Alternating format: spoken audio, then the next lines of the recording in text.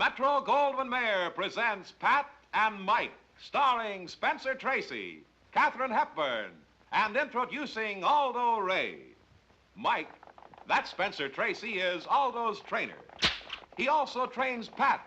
That's Katharine Hepburn, and she doesn't like it.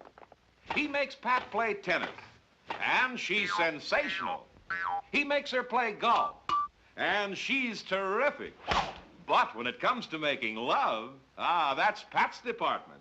And she makes Mike like it. Like it? He loves it. Yes, Mike knows who the real champ is. It's Pat. Pat is tops. So for tops in entertainment, see Spencer Tracy, Katharine Hepburn, and Aldo Ray in Metro-Goldwyn-Mayer's Pat and Mike.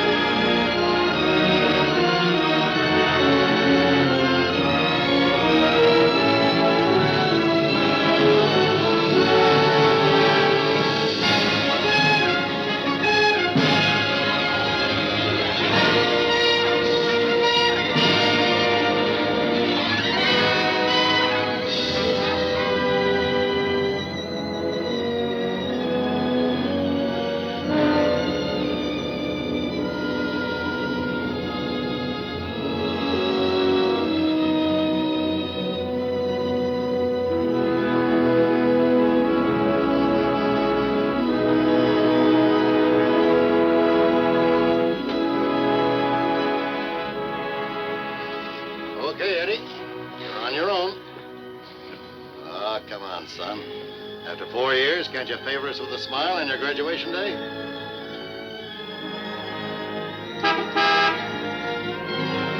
Hi, Eddie. Hi, Smiley. What's the matter, boss? Couldn't you tear yourself away?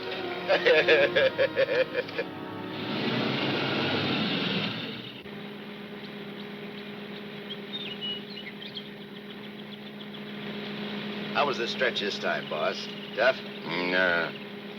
Which is why I didn't crash out like always. I was sure expecting you to. Nice car. It's all yours. Ours. Everything we got. You're a swell pal, Eddie.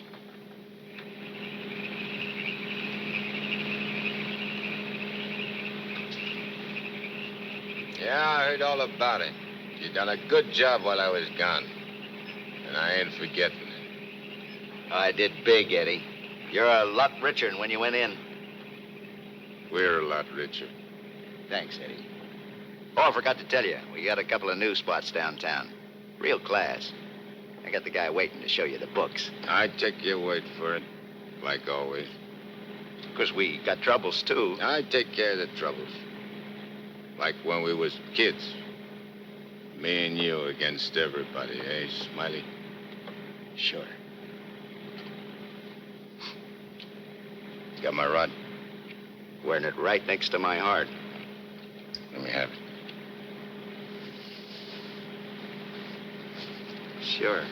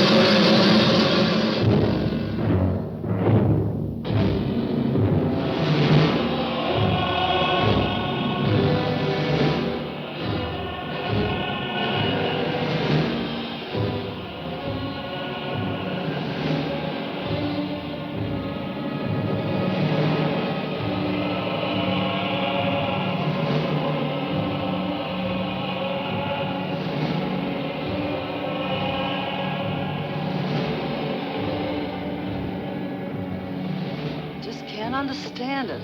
I'm walking down the street, minding my own business. I step off the curb. Car comes tearing around the corner against the red light. The cop should have picked up the driver of that car, not me. Say, are you a trustee? Yes. How long you been in this stir? 300-odd years. Gosh, it's hot here. It gets like this in Florida sometimes. Florida?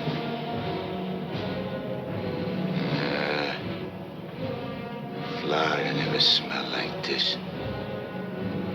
Like rotten eggs. Precisely, young man. Rotten eggs.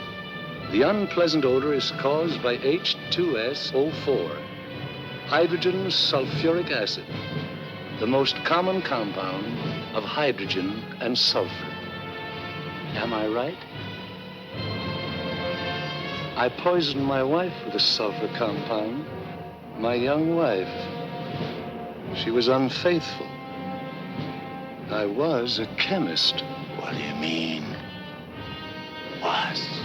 Before they hanged me. Where are the rope marks? Young man, what is the last thing you remember before they brought you here?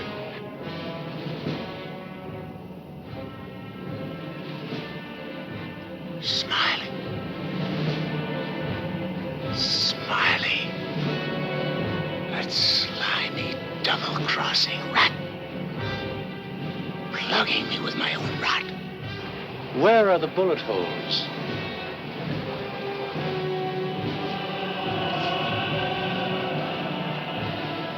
Well, how do you like that? He missed. Sitting right next to me, and he missed. He didn't miss. You're dead. What? We're all dead. Listen to this, mug, will you? It's true. Only the soul exists down here. Gee, they always said I'd wind up down here. Look, I don't care where I am. I gotta get Smiley. There must be somewhere to crash this can. Abandon hope, all ye who enter here. Lay off of me, screw! Lay off of me, I tell you! I gotta get out of here. I'm getting Smiley! Lay off of me, I tell you! I gotta get Smiley!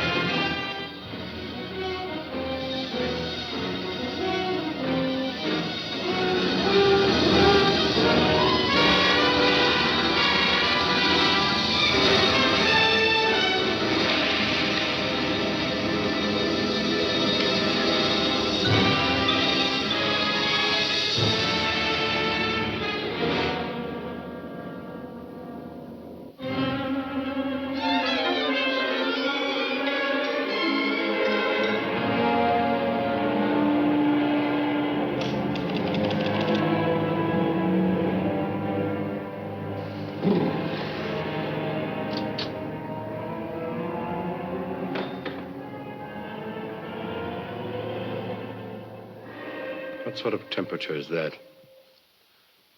It's the labor shortage, sire. Especially the boiler room personnel. There's been a fearful drop. We're operating at but 73% of normal. Do you want me to catch my death of cold? No, sire. We're short of condemned souls. I objectly suggest... Warden, I have no need of your infantile suggestions. I'll attend to this matter myself. My opponent has always, through some favored mortal of his, tested my prowess. This time it happens to be one Judge Frederick Parker of the New World. Well, we'll see who goes down to defeat. My beloved sire, your powers are wondrous to behold. I have lately been beset by great problems. My adversary is working overtime. But superior though he may be, and though he set up 1,000 Judge Parkers to thwart me, he must recognize that I am still master of my own sphere. You uttered it, sire. See the boss of this joint? What in my domain is that? You have no right to... Get out of here, I tell you! Get out! Let go of me, you dirty coppers! I'll get every one of you fired! You can't hold me here! All I want to do is get a rat! You can't keep me! I'm trash out of here!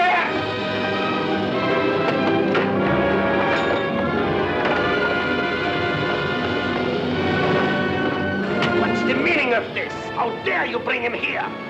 We had no choice, Warden.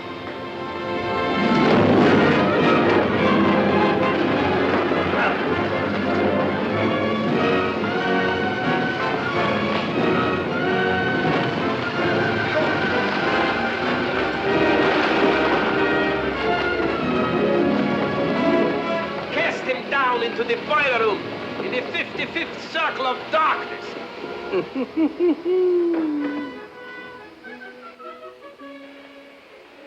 I apologize for the intrusion, sire. Not at all, Warden. Pour me a drink. You're not angry? Angry? On the contrary, I'm very pleased.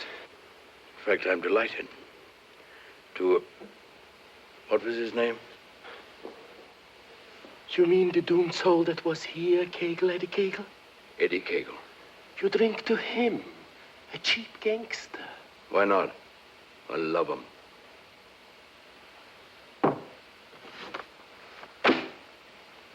Ever see that face before? Of course. He was just here in this room, Eddie Kagle. Wrong, Warden. That happens to be a picture of Judge Frederick Parker. Impossible. They look exactly... Precisely. They look exactly alike.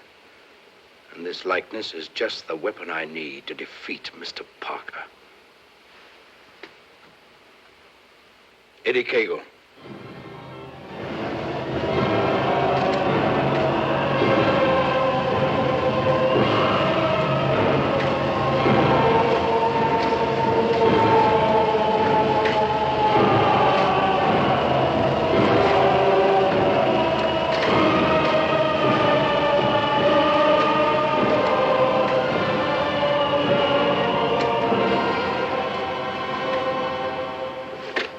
Do they want it down here? Never gets hot enough to suit the boss. You think this is bad? Wait till they stick you in them hot clay pits way down below. You mean we ain't at bottom now? There ain't no bottom in this joint.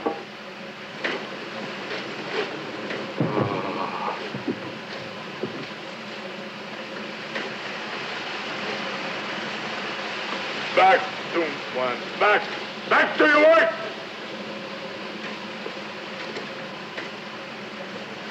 I ain't taking this no longer. I'm crashing out of this college. Nobody crashes out of here. Nobody but Eddie Kagle. He breaks out from every place.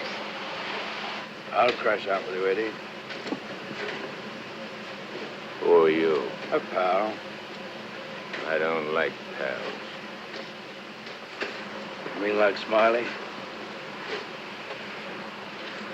How do you know about Smiley? Grapevine. I can help you get him. I got somebody I want to get, too. We can help each other. Is it a deal? You gotta crash first. I know how. Next. The screws.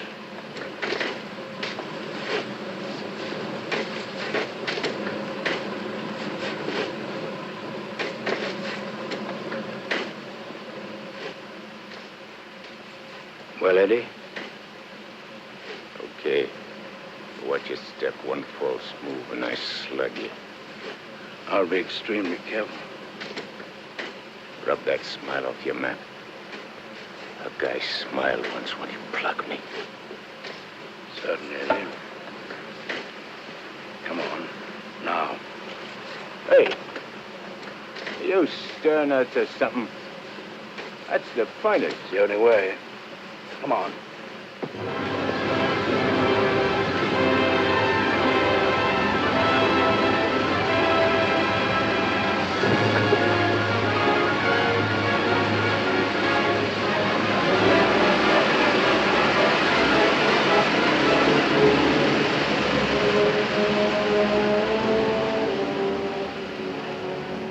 been down here?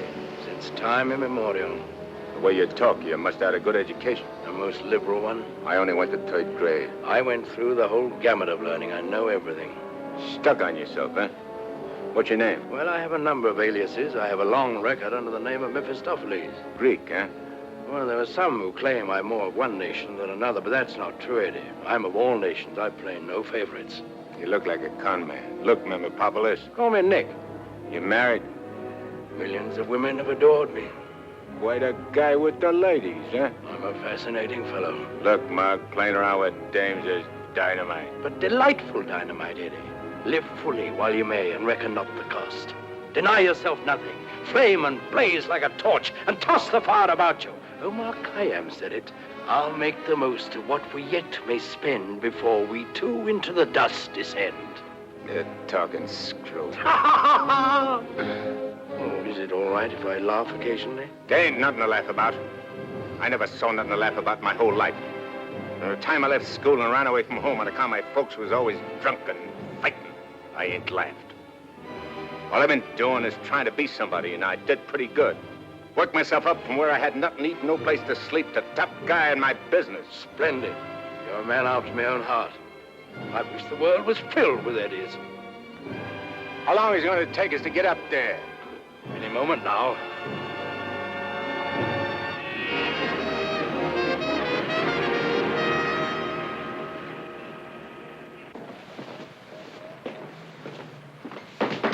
All right, down there, send it up. Phew. Old man Schmalhausen must be begging with rotten eggs. Smells like the devil, too, doesn't it?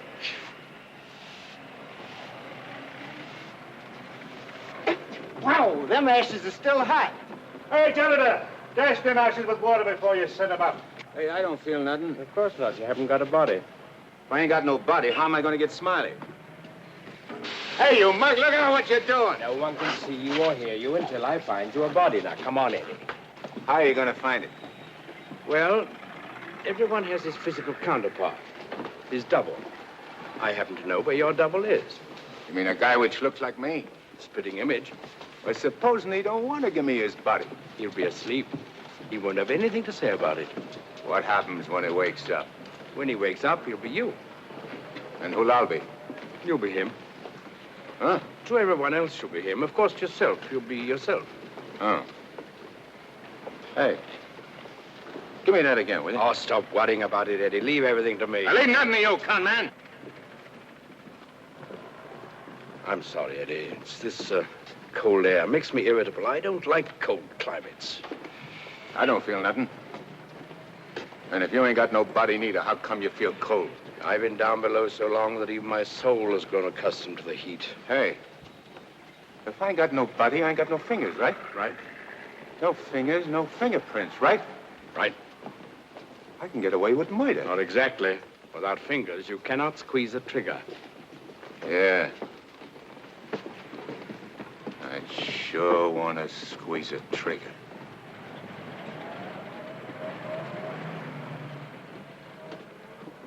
Hey, what is this, double cross? This ain't St. Louis. Smiley's in St. Louis. The body we want is here. And don't you forget, you have a little job to do for me first. That was our deal. Okay. All right, Renegan. Oh.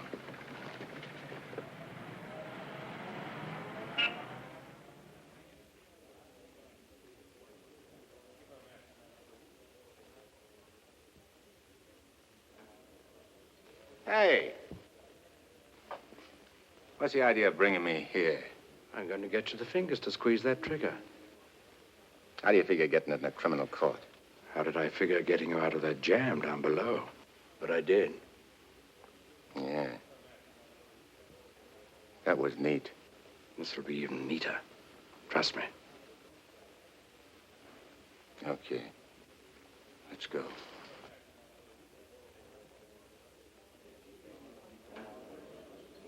Hey, there ain't a seat in the joint. Let's sit here.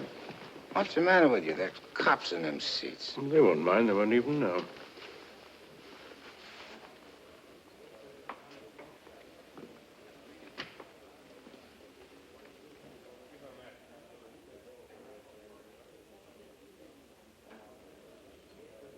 Your Honor, the defendant in this case has failed to establish an alibi.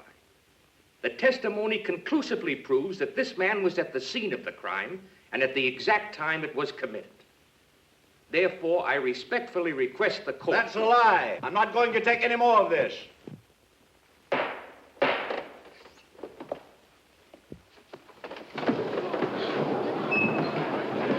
a doctor, quick. What happened? He collapsed, did he? No judge ever passed out on me.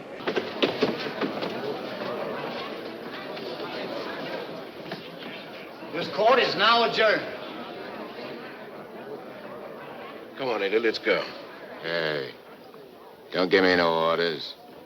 I do all the leading. Get me? Yes, Eddie. Don't you never forget. I'm boss. Yes, Eddie. I shouldn't have been so brusque. I've given him a sedative. Let him sleep a while, then get him home. He'll be all right. Sure, Doctor. All right, gentlemen.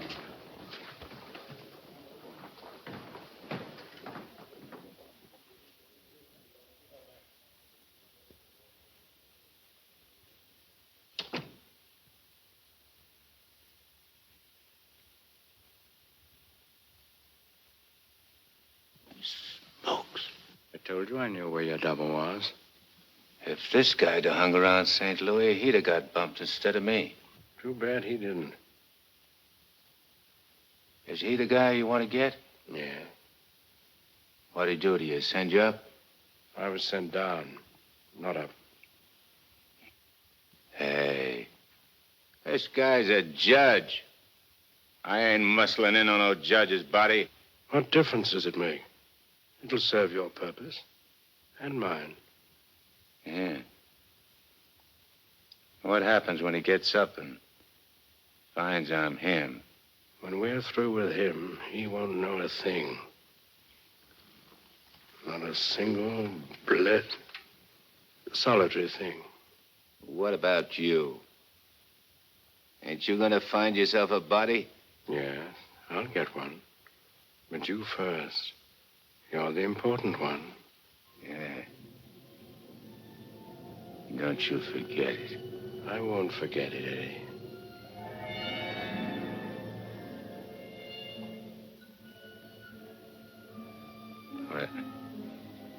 What you doing?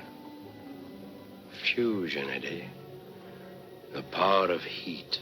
I'll fuse you into this man as steel can be fused into steel. Relax. Relax.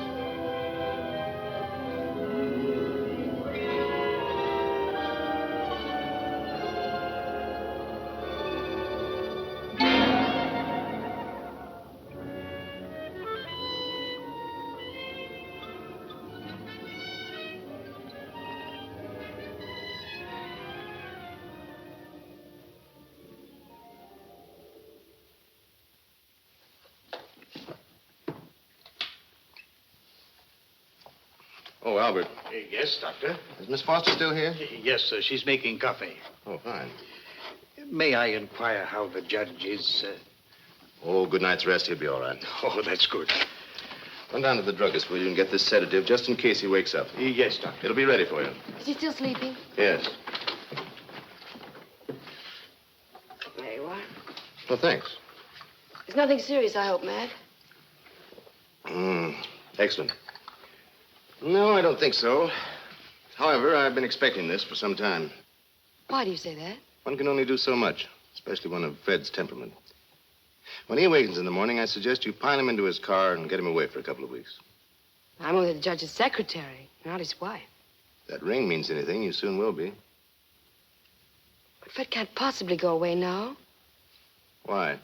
Well, with the election only a few days off, his speech at the auditorium tomorrow. Well, Barbara, you've always had your own way. I suppose you will now. That's not fair, Matt.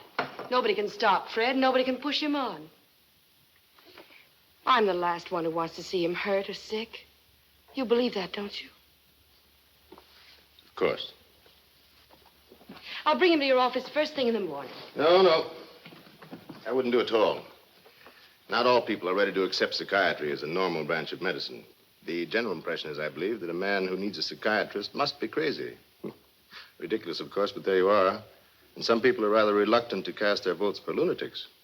I hadn't noticed. Be better if I came here. Bye, Barbara. Goodbye, Matt.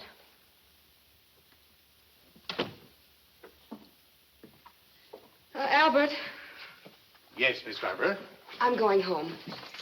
And if the judge awakens during the night, please call me. Yes, Miss Barbara.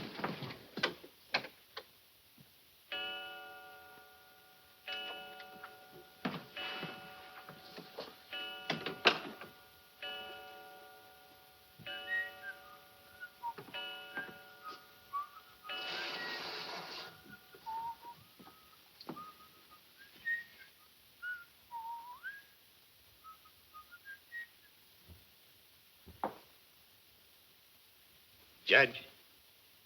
Please, sir, your appointment's for 9 sharp. Judge. Your Honor. I hated to wake you, sir. You were sleeping so peacefully.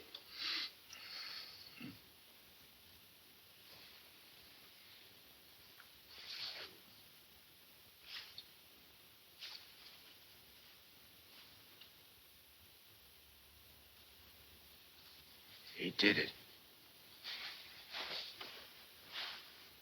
I got one.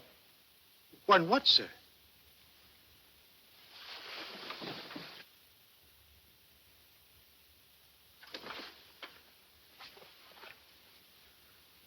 You got one, too. I hope so, sir. I can feel myself. I'm solid. Solid like I used to be. Are you quite all right, sir? All right, sure I'm all right. Nick, where's Nick? Hey, Nick! Nick, where are you? Hey, Nick! Did Nick sleep here, too? I'm afraid I don't follow you, sir. You better not.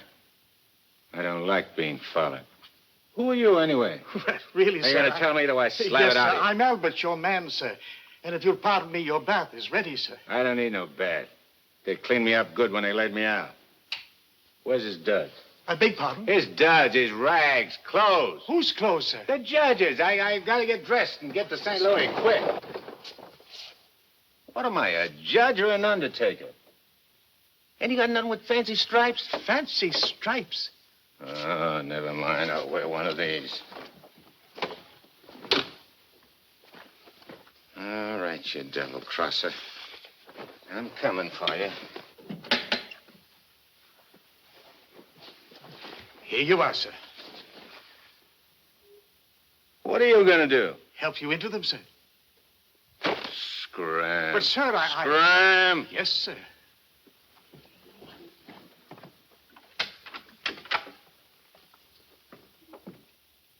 Hello, Miss Barbara. This is Albert.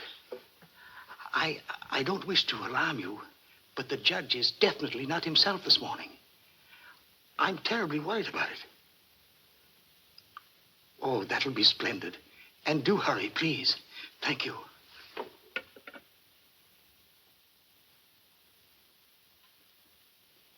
Hey, you. You. Yes, sir. Get me a ticket on the next plane to St. Louis. But, sir, You work here, don't you? Well, really, Oh, sir, yeah. for a good many years, sir. Well, get it. But your appointment, sir. I got an appointment in St. Louis. Which comes first? But plane reservations are hard to get, especially on such short notice. Okay. Then call the airport and get me a special plane all for myself. Come on. Hey, I'll need some dough. Is there any around? Why, in the usual place, sir. Don't give me no double talk. Where's the dough? In the safe, sir. I don't see no safe. If I seem to be baffled Will by you shut up and do like I tell you? Where's the strong box? Behind the picture, sir. There's a flock of pictures. The one with the boat, sir.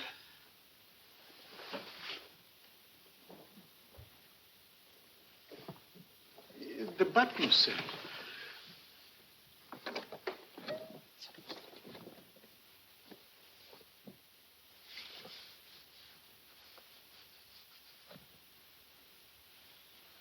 Got any sandpaper?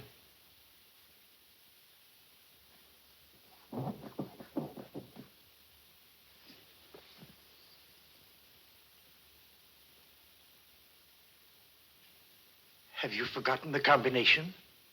I don't need no combination. This is duck soup.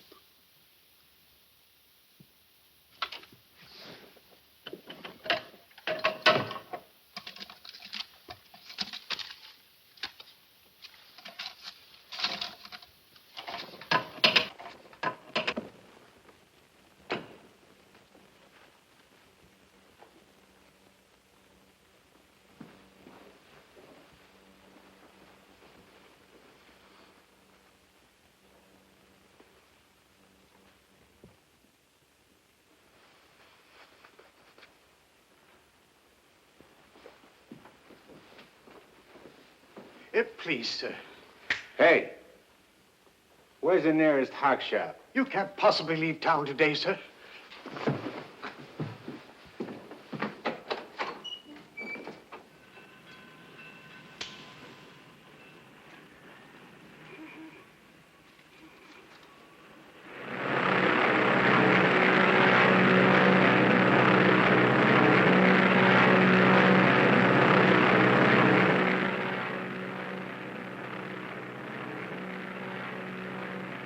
Hello, Eddie.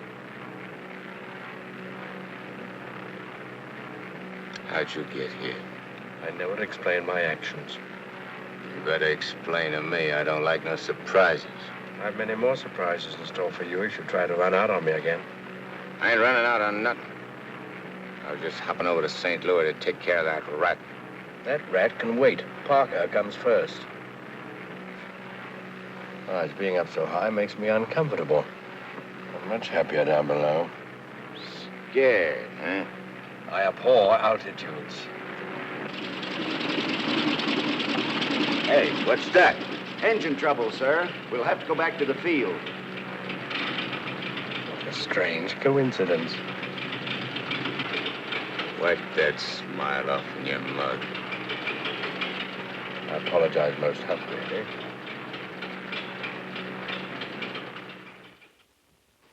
Are you sure he said St. Louis? Yes, Miss Barbara. St. Louis. St. Louis? I can't imagine what could take him there. And at a time like this, with 1,000 things to do.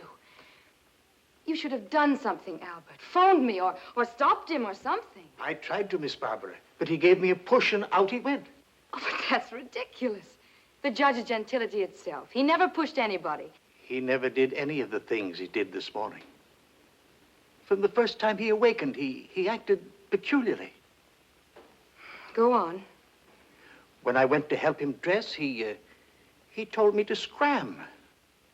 The judge said scram? That was the very word he used, Miss Barbara. You're certain you weren't having hallucinations, Albert? I only wish that were true. It's been most disturbing. I would have called Dr. Higgins, but I didn't have the opportunity. I'll call him now. Very good, Miss Barbara.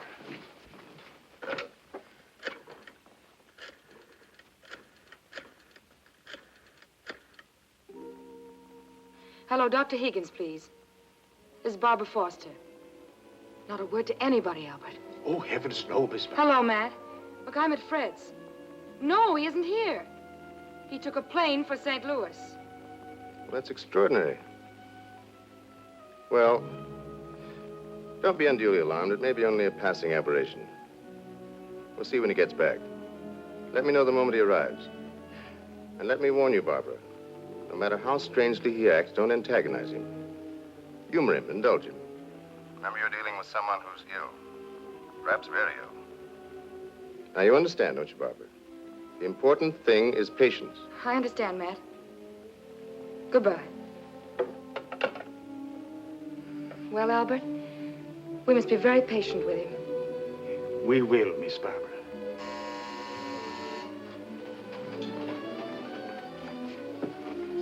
Remember now, not a word to a soul.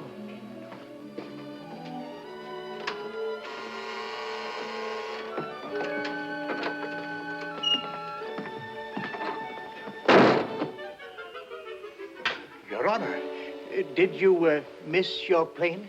Yeah. Albert, who is it? The judge is back. Darling!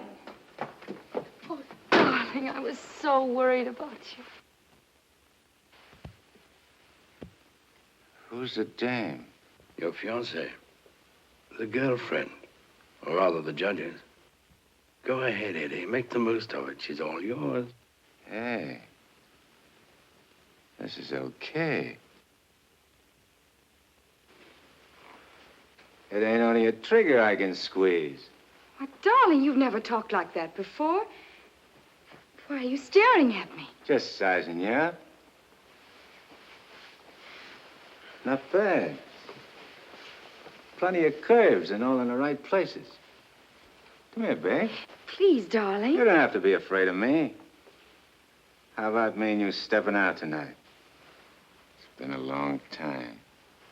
Please, Fred. Fred? You're Fred. Oh, that's a judge's handle. Mm-hmm. Who are you talking to, dear? Nick. Oh, Nick. Beat it. Scram. Yes, sir. Why, Fred, you never talked to Never Albert. mind what I never. There's going to be lots of things you ain't never seen a judge do. You better get used to it. Yes, dear, I'll try. Oh, please, Fred, you're hurting me. Hey, playing hard to get, eh? What's so funny? Sorry, Eddie. Sorry. What's your name? Oh, really, Fred? What's your name? Well, now, you certainly know my name. I wouldn't ask if I knowed. I'll call you Rosie. Rosie? Yeah. A little number I used to run around with. Built just like you. Come on, relax. I ain't such a bad guy. Now, stop it, Fred. Hey, who you yelling at? I'm sorry, dear. Okay. You'll be late. I got lots of time. Of course. But you're due at the auditorium to deliver your speech. Come again? Your speech, dear. It's getting late. I do all my speeching with my rod. I want you to make the speech, Eddie. I'll be behind you, whispering in your ear. It's all part of the plan. Hey, I think you're doing a little too much planning. On second thought, dear, maybe it would be best if we postponed it. What do you mean, best? If I gotta make a speech, I'll make it. It'll smell, but it's okay. Perhaps you better take a few days' rest. I'll call the campaign committee and explain. What's the matter? What's the matter? Think I can't do it? I know you can, Only nothing. I can do anything I put my mind on. Of course. Where do we go? The auditorium. Come on. We'll give it to him good. Come on, Nick. Just who is Nick? You're a con man I tied in with.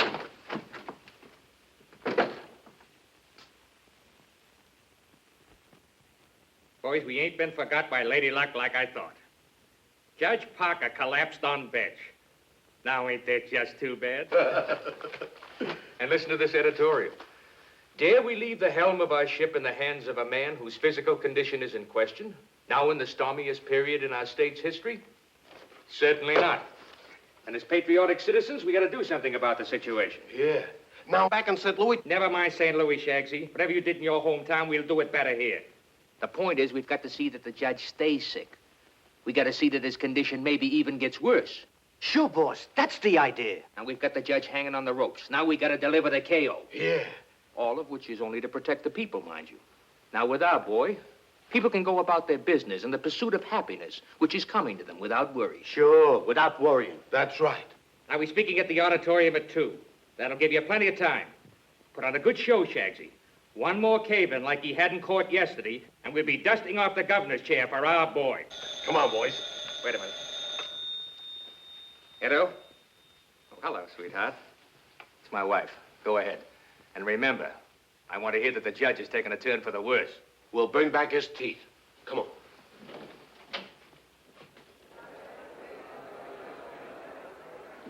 Hey, imagine me running for governor. Darling, you're too modest. Come on, let's go on the stage. Wait a minute. I want to case the joint first.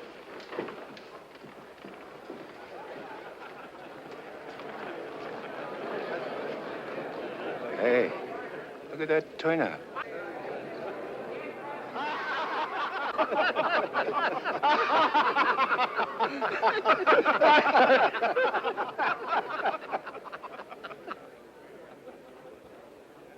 Hey, what are you going backwards for? Stick close. You're giving me the words, remember? Oh, there is His Honor now. Excuse me. Hey, where are you? Please, darling. Well, Your Honor, we're all ready to start. Where's Nick? They're waiting. Let him wait. Sure. Hey, where did he go? There's someone with His Honor. I'm sure we can find him a seat. Oh, that'll be fine. Yes. Darling. Darling. Nice thing. Please, darling, everyone's waiting. I need Nick to help me with the words. You have your speech right.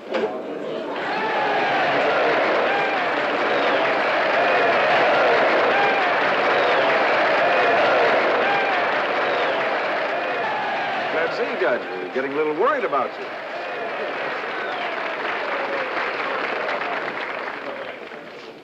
Children, you're all ready. Now it's time to go in.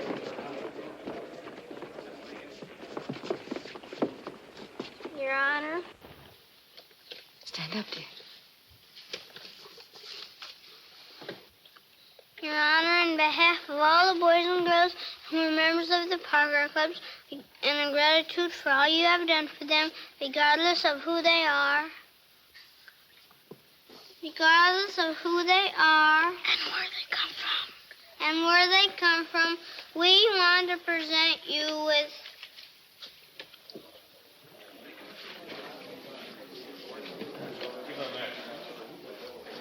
I lost it. It's one. Maybe it's one. Oh, there it is. Gee. This what?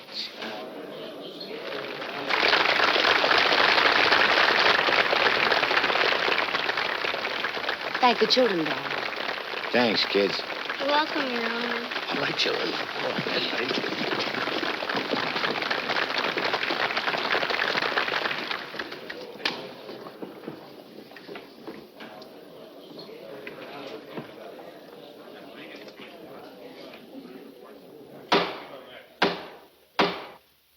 Fellow Americans, as the campaign for governor of this great state goes into its final phase, it is an honor and a privilege to speak once again in behalf of the candidate of the Citizens Better Government Committee, Judge Frederick Parker.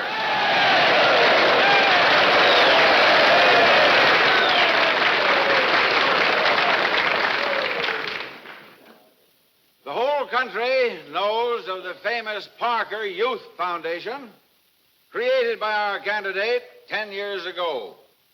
This one organization has reduced juvenile crime 97% since it was founded.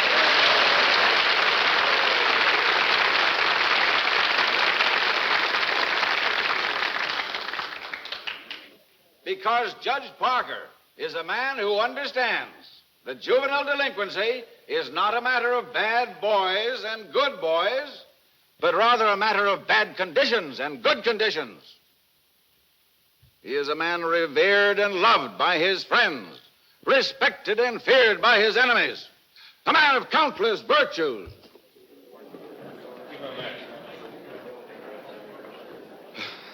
Ladies and gentlemen, as we have just seen, one of Judge Parker's numerous virtues is his modesty. What's the idea of letting me down? I'm not letting you down. Far from it. What about this? Throw it away. Go out there and tell them off. Tell them off. What'll I say? Surely I don't have to tell you that. These people sent you to prison, Eddie. They're your enemies. The Thou Shalt Not gang, the Law and Order Brigade. They hate you. They've always hated you. Now's your chance to tell them what you think of them. You're not afraid. I ain't afraid of nothing. Then go out there and give it to them. Call them by their right names. Call them every name you can think of. It is my privilege to introduce the next governor of this great state, Judge Frederick Parker.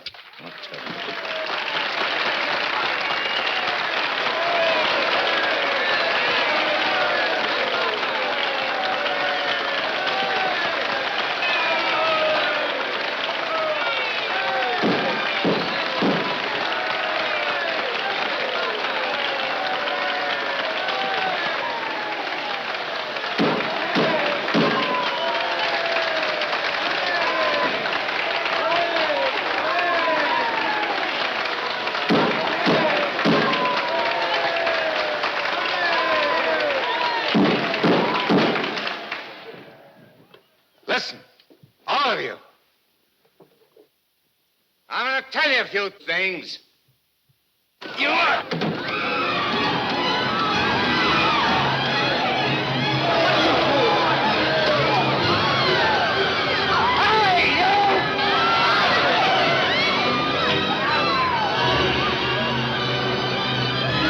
He's using jujitsu.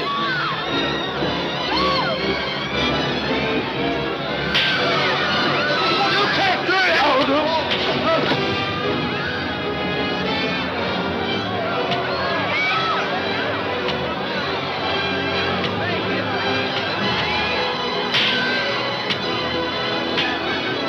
Stop it, Eddie. Stop it. They're your friends. You're crazy.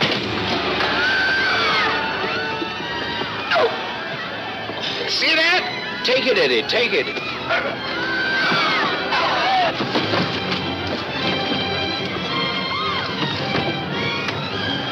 It's not you they're after, it's the judge. Yeah, but I'm getting the punches. But you're making a hero of the judge. You want him to make mincemeat of me?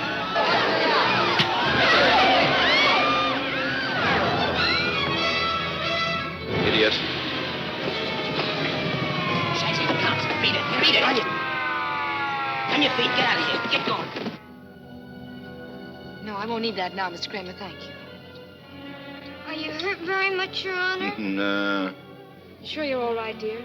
You able to walk? Sure. Gee, Judge, Your Honor, you're a champ. May I kiss you? The judge don't want girls kissing him. You go right ahead, dear, if you want to.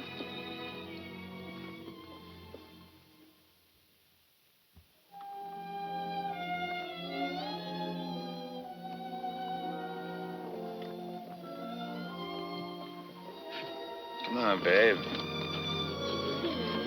Hey, where's Nick? Oh, never mind Nick now, dear, please. Well, he was with...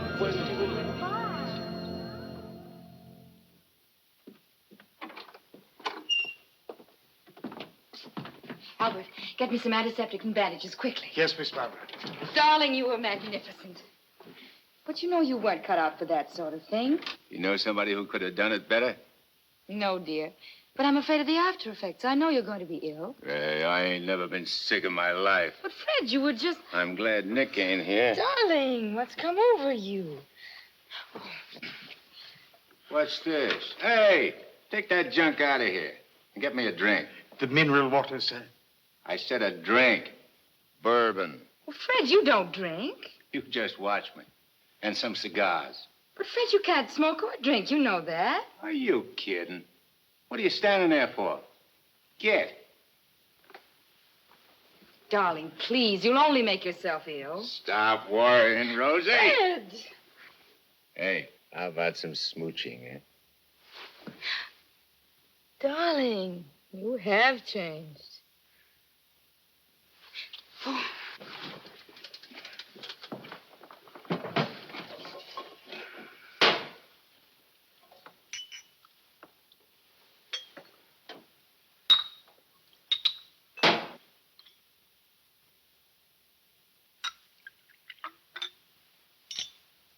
Want a shot? I wish you wouldn't, dear. You've had enough excitement for one day. I ain't started yet. Take a powder. Take a powder, sir? Oh, you mean scram? Here's luck, Rosie. Be careful, dear. I can do this all day.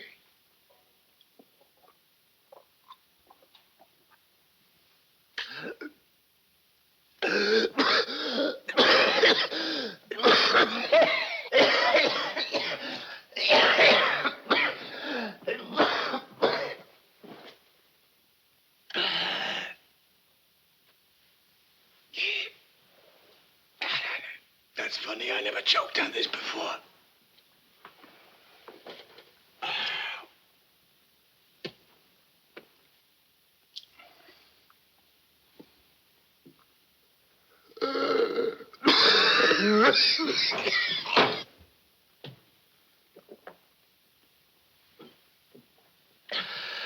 Kind of a body did that lug slip me anyhow? I better have Albert put you to bed. Hey, I ain't sleepy. You feel good. I've got to get home, dear. Home? Don't you live here? You know perfectly well I don't live here. The judge must be screwy or something. You ain't going home, Rosie. I am going home, and the sooner the better. Wait a minute. Hey. Darling! Wait a minute. Oh, Fred, I told you. It's all right. I'm all right. You don't have to worry about me. I've nothing the matter with you. I'll be fine.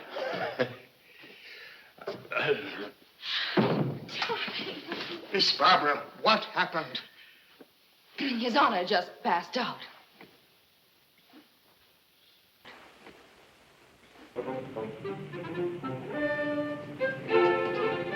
Taxi? Yes, ma'am.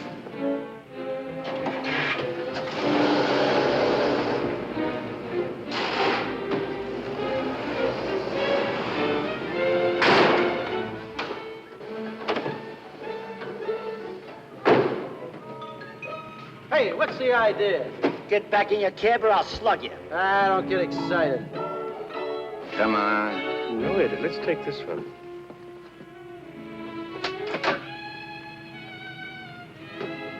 Criminal Court Building. Yes, ma'am.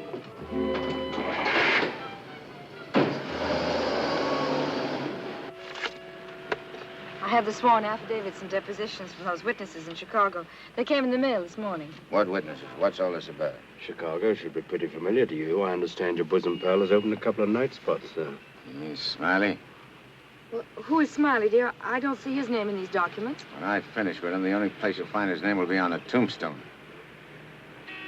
Well, what is he to do with the Bentley trial? I don't know no Bentley. All I know is... Bentley trial, dear. The case you're hearing in court today. Don't worry, Eddie. I'll be there. This gives you another go at Parker. You be sure you don't bungle it this time. Sure. I know all about trials. So do you, Bub. Are you talking to the cab driver, dear? Keep your eye front. You want us to get killed? Sorry, Your Honor. Dear, listen to me. I was talking to Dr. Higgins. He said that... Listen, Rosie, I'm handling it my way. First comes Bentley, then comes that St. Louis two-faced, double-crossing, backstabbing... Fred! I'll show you a few tricks on how to get Smiley. Tricks you never even dreamed of. Sure. I go through with the trial and nothing flat. And then we shoot out to St. Louis. What will we do in St. Louis, dear? Not you, just us. Not me. Just us. Oh, darling, you frighten me when you talk like this. This is strictly between me and Smiley. We're going south together. On a vacation? To Florida? Further south. It's 100 times hotter.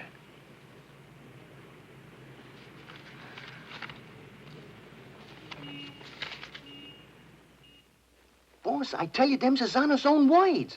And get this. He said he was going to rush through with the trial, then hop quick to St. Louis and get Smiley. That's dangerous talk for a judge and a gubernatorial candidate to make. You sure you heard right?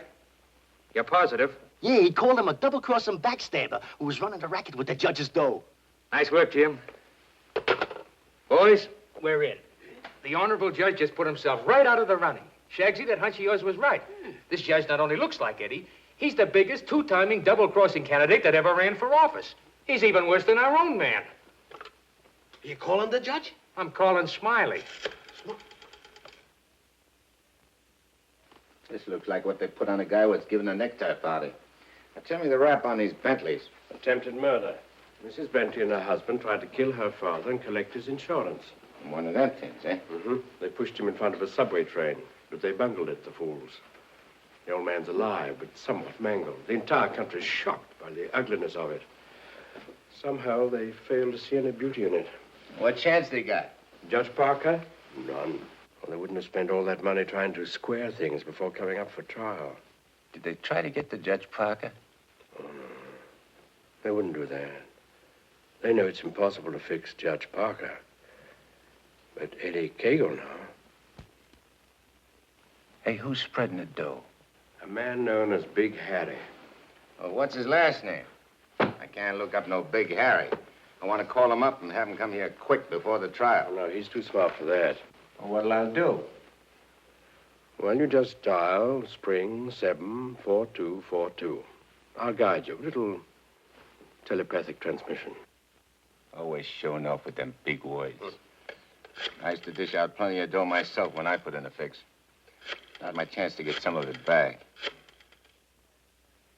25 grand ain't enough to fix a rap like what this is. Why, it's heinous? It's heinous. The whole country is aroused by it. Yeah, it's aroused the whole country.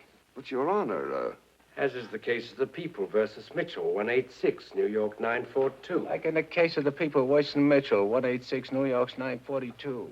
They got 30 years. You don't want the Bentleys to do a 30-year hitch, do you? no, Your Honor, but if you'll only be reasonable, let me bring the Bentleys in. So you can have witnesses for the fix, huh? No, Your Honor, I just want you to see them and have them say a word in their own defense. Wait. Put the moolah on the desk first.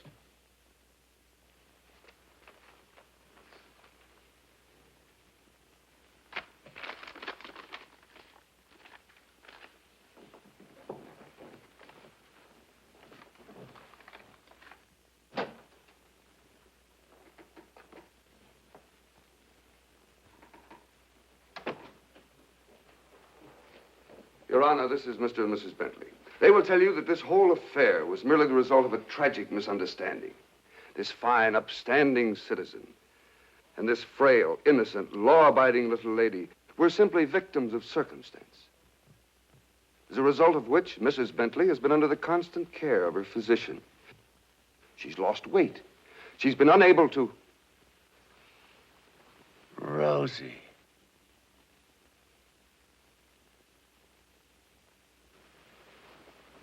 Rosie Morgan.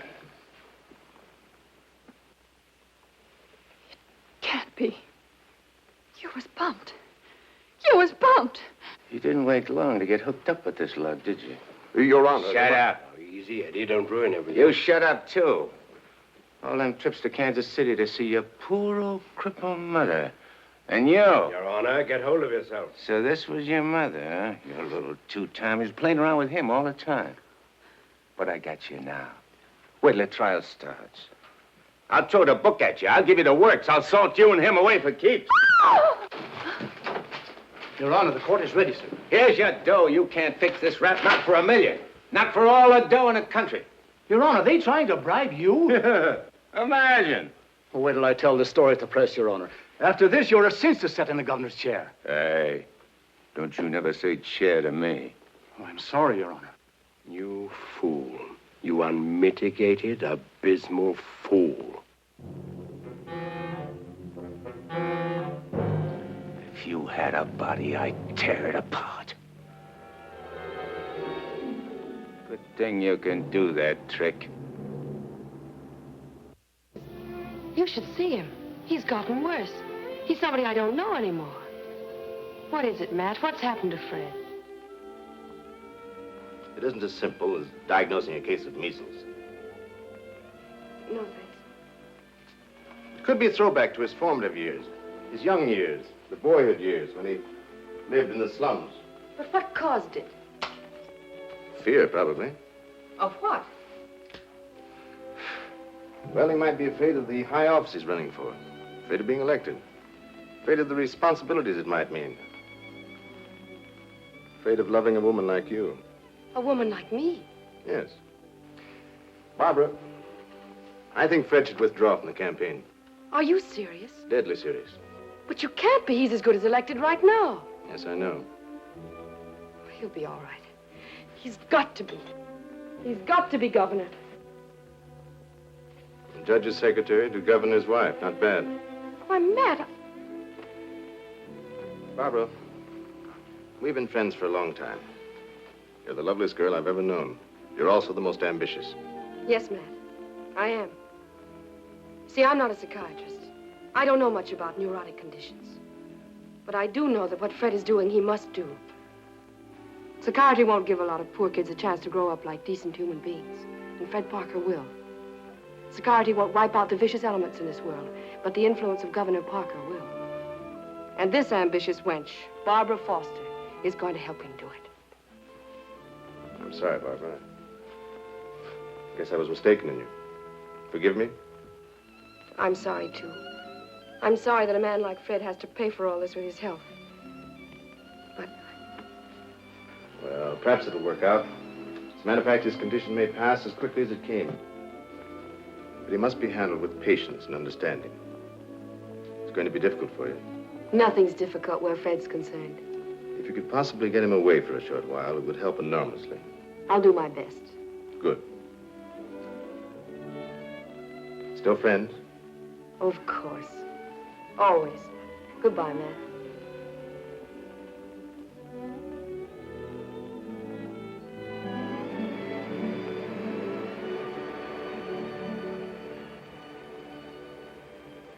Lovely, isn't she?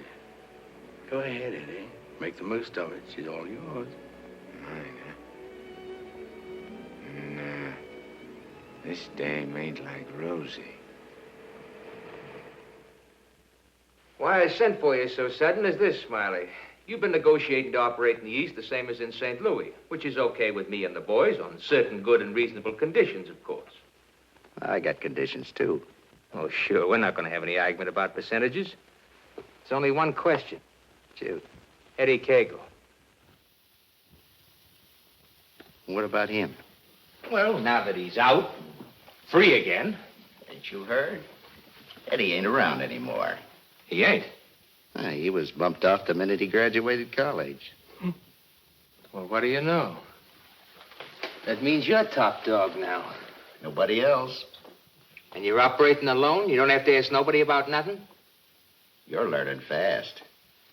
You wouldn't be holding out any important information on us, would you, Smiley? Such as, for instance? For instance, like silent partners. You know, someone way up in political circles that's maybe getting a cut out of everything? I told you I operate strictly alone. We heard different. And we heard it straight, Smiley. You're hearing it straight from me. Yours truly, Smiley Williams. All right, Smiley, if you say so. After all, if you ain't exactly telling us the truth, it'll be complications, which somebody'll get hurt. It's always the other guy gets hurt, not me. Send him to the judge's house. That will settle both of them. Just get them together. Tell you what, Smiley, I just had a thought. Before you open up, there's a guy you gotta see. If he gives you the okay, then we'll do business. Is he the juice? Yeah, the juice. I'll give you his name and address. You better call on him right away. If he's not at home, wait for him. Judge? A judge, huh? Frederick Parker. You better be getting on over there. Is he the juice? Running for governor, too. Surprised? Yeah. I thought you would be. Is he tough? You tell us. We'll be waiting to hear how you come out. Bye, Smiley. So long.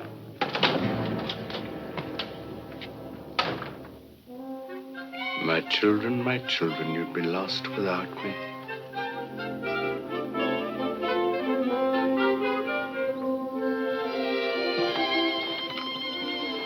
The governor's mansion's all right, but this is where we really live.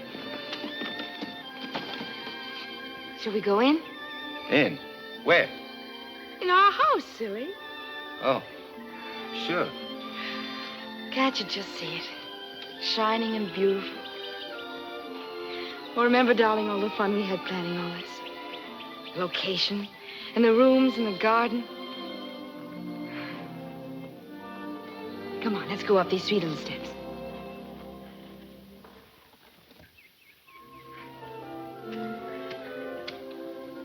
Careful now. Now, we're on our porch. Oh, darling, we spend a lot of time out here. After dinner in the evenings when it's quiet and peaceful. Let's go inside. Hey, oh, wait. What's the matter? We have to open the door. Oh. Come in, dear. Now then. Hey, you forgot to close the door. When we're married, I'm going to insist that you carry me across the threshold. When we get married, eh? Well, don't say it so gloomily, dear. It won't be that bad. Now, Over here's your study, your private sacred room. And there'll be pictures of all the great men of law and literature and politics. And then over here by the window will be your law library. And a big lounging chair for you to slump down in and read. Will I want to do any reading with you in the house? Why, Fred, that's the nicest thing you've ever said to me. A lot of nice things I want to say to you. Say them to me in there. That's the most important room in the house. What is it, the kitchen? No, the nursery.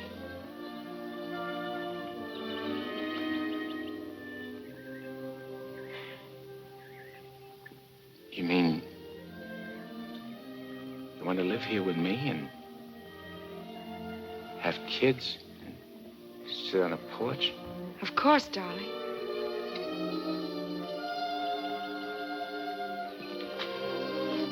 Look at me. You mean with me? The way I am? Or what you see and how I talk? I love you. You don't see no difference? No difference that matters. Imagine I could have had all this, been all this. People calling me Your Honor and smiling at me. Kids making a fuss over me and me not having to hide from something all the time. And you. I could have had you. But you are all that. You have me. I ain't got nothing. I ain't even got myself. Darling, don't say those things. At least not out here. You promised today'd be our day. You promised to forget all about the court and the election, everything.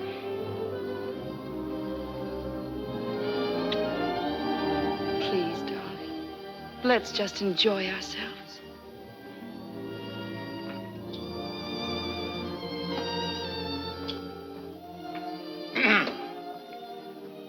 I beg pardon, sir, but perhaps you'd prefer to come back tomorrow.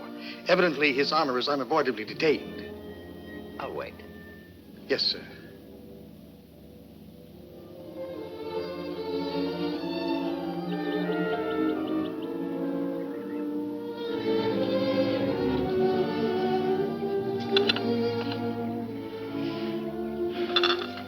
You happy, darling? Yeah.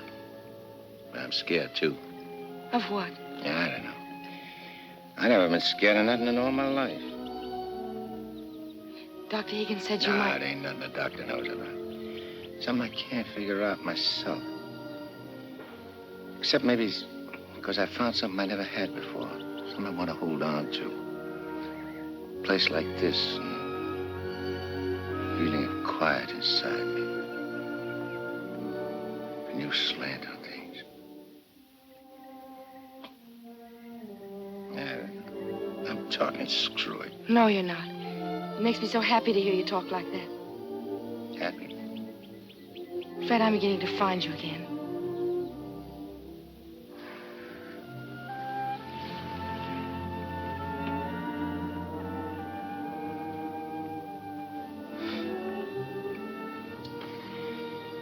Honey, I'm all mixed up, I guess.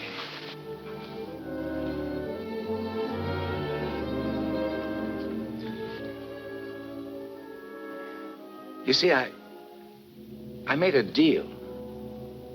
Well, how could I know that I'd meet up with a girl like you?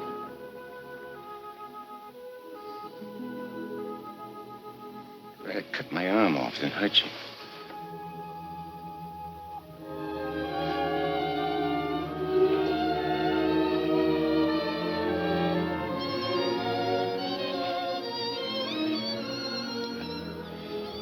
I'd like to puzzle it out just for a couple of minutes. Myself. It's all right, darling.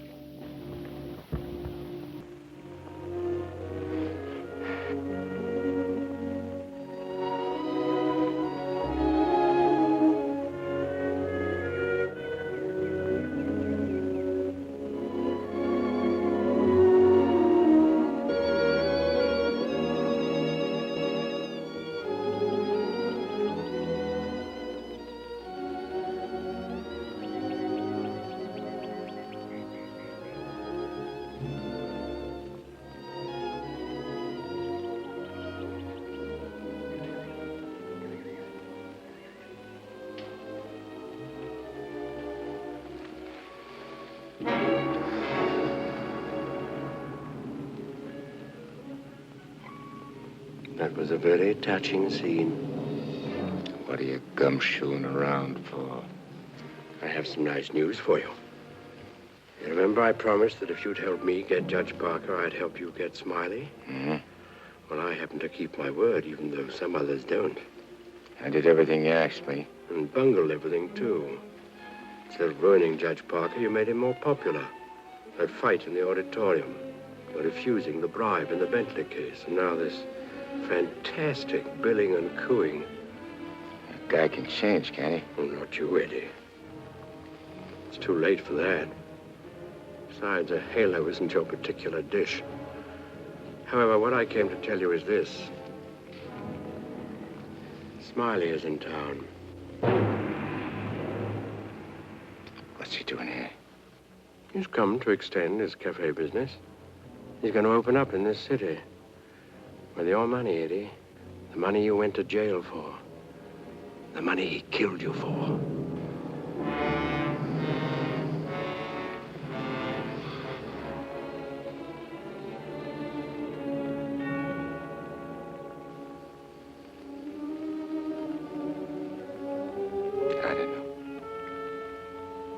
Getting the right don't seem important anymore.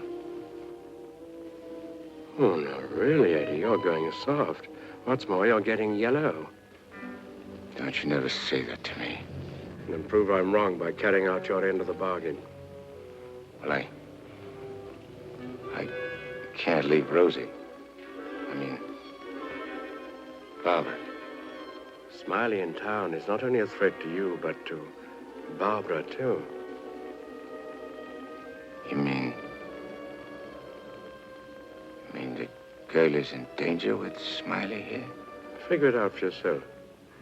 When he sees you, if you don't get him, he'll get you. Like he did before. With a smile on his face. And you know what that would mean to Judge Parker. To his body. And where would that leave Barbara?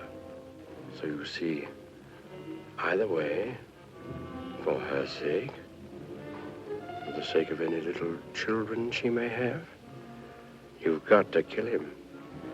You got a way of putting things which makes sense. Although inside me I know that I shouldn't follow your advice, but it's like you say. It'll only be doing Barbara a favor. Protecting her kids. Our kids, maybe, huh? Mm-hmm. Now you're beginning to see straight and think clearly. Here we go. I gotta tell Barbara first.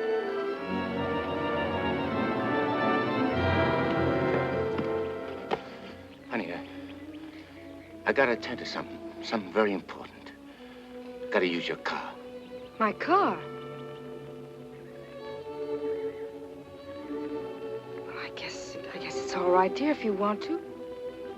Thanks. I won't be long. Look, honey,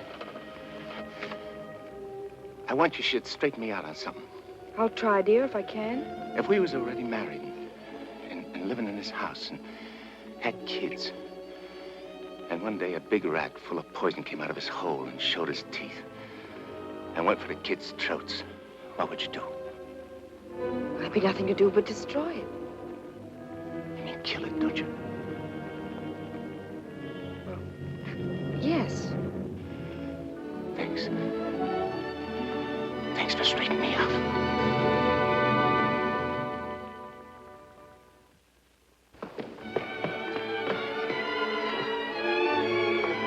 Fred, wait!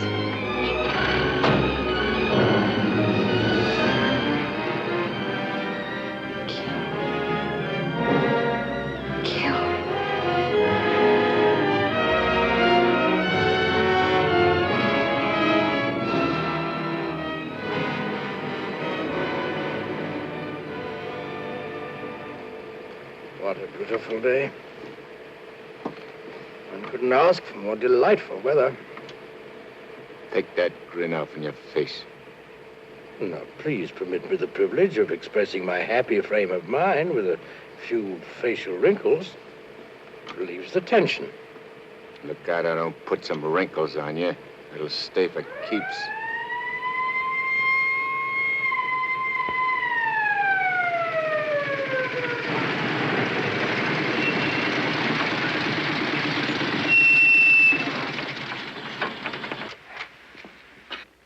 What's the matter? I wasn't speeding. I didn't say you was. Let me see your driver's license. I must have left it in my other suit. In this state, that ain't good. How about your owner's license? Tell him it's your fiancé's car. Tell him you borrowed it to go to a campaign meeting where you're making a speech. Don't you recognize me? I'm Judge Pocket. I'm running for governor in the next state. There's a political shindig there tonight, and I'm making a speech. This is my financee's car, see, and she just let me have it for the emergency. What's her name? Barbara Foster. That's an interesting set of circumstances. A girl by that name phoned the police to report her car stolen. And the description of the car and the license number was identical with the one you're driving. I'm telling you, you're making a mistake. That's what they all say. Anyhow, you can explain it down the station house. Follow me.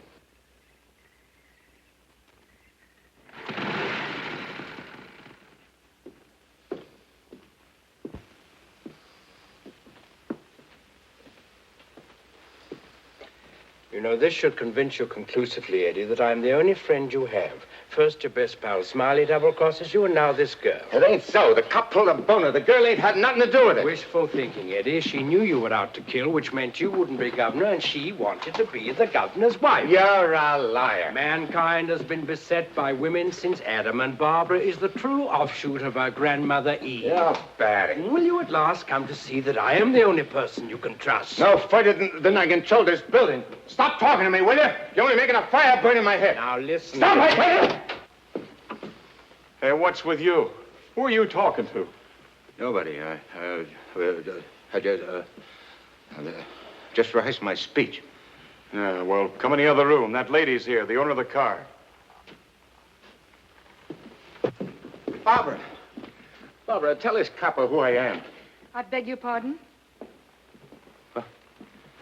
What's this? Do you know this man? I've never seen him before in my life.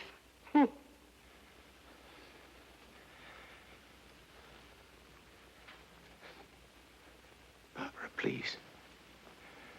Don't do this to me. You'll have to file a complaint, lady. All right. Barbara, wait. Let me talk to you. Alone. Just for a few minutes. This may mean everything to you. To your future. Please.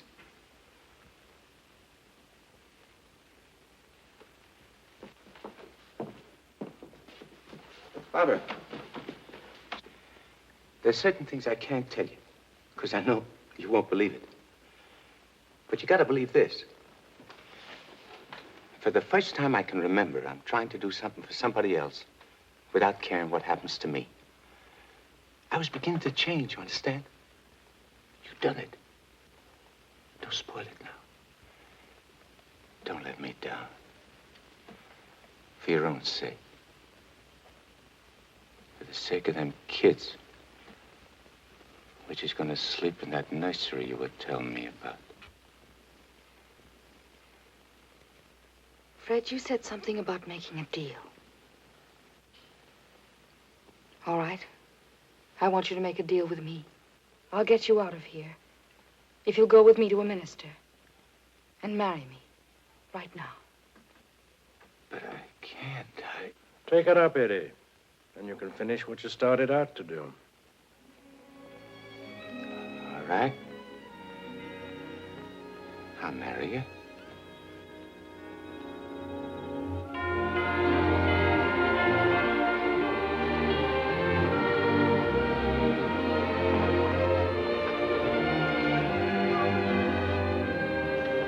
Hey, Nick, you're going the wrong direction. Going in the right direction. Never mind, Nick, dear, please.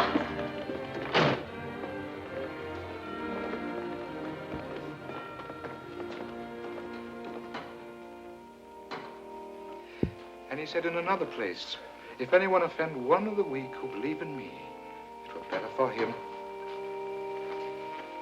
The millstone. Better. Where did I leave off, Agatha? It were better What were better? if anyone offend. If anyone offend one of the weak who believe in me, it were better. Well? We want to get married. Why? Too many people are getting married these days without asking themselves why. Well, there's an idea. Make a note of that for a sermon. Yes, dear. My husband is preparing his sermon. He'll be right with you. Won't you sit down? I want to offend one of the weak who believe in me. It were better for him that a millstone were hanged about his neck and he were cast into the sea. And he said in another place, if thy hand offend thee, cut it off. It is better for thee to enter life maimed than to go into the Gehenna of inextinguishable fire. You said it, brother. Expressions of approval be confined to amen, please.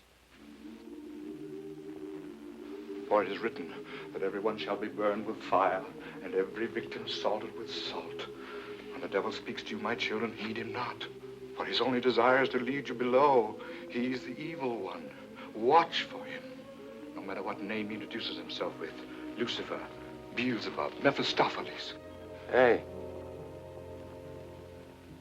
I know him.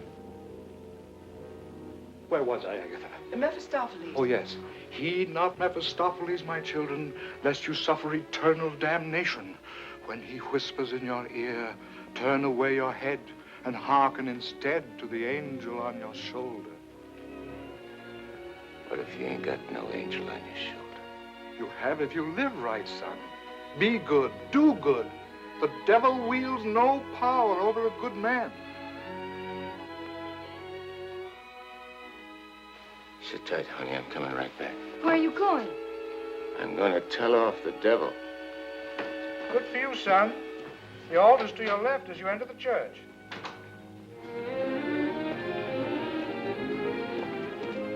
Well, Eddie, I just come out to tell you something.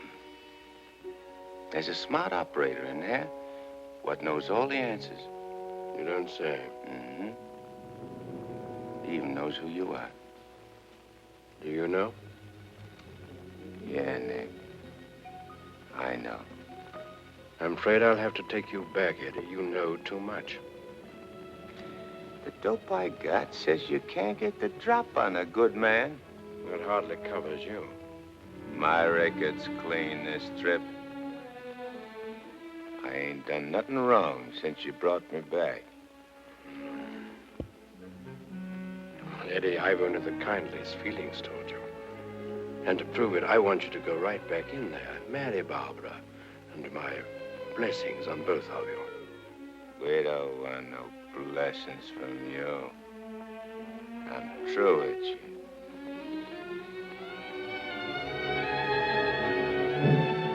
Beelzebub.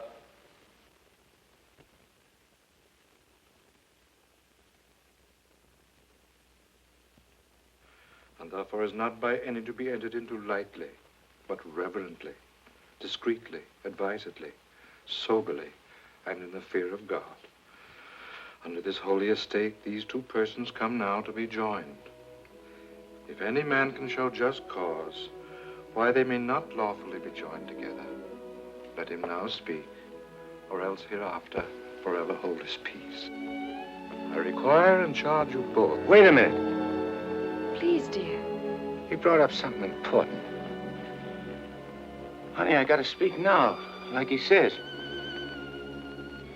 I can't marry you. I'd be doing wrong. And that's just what the devil is waiting for. Oh, dear Lord. Fred, you don't know how hard I've been trying to help you in every way. But I'm afraid I can't go much further. You're not only destroying yourself, you're destroying me. And I just can't stand it any longer. Please, let's go on with the ceremony. But, honey, I can't. My eyes have been opened.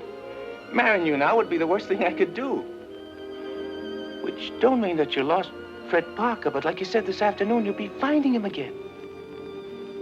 And you'll be proud of him. Like you always was.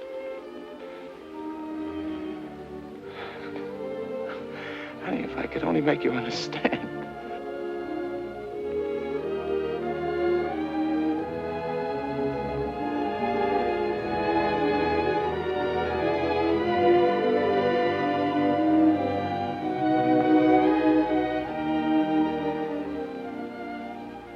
I think I do understand, darling. Come, I'll drive you home.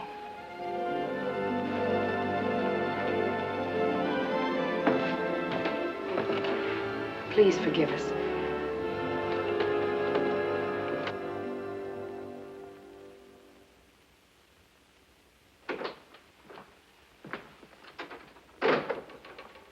Eddie, you have a visitor. You might like to know that in his breast pocket, he is carrying the very gun with which he snuffed you out. He's been carrying it around ever since. Brings him luck, he says. You can now repay that long overdue debt with your own gun. That's what's known as poetic justice.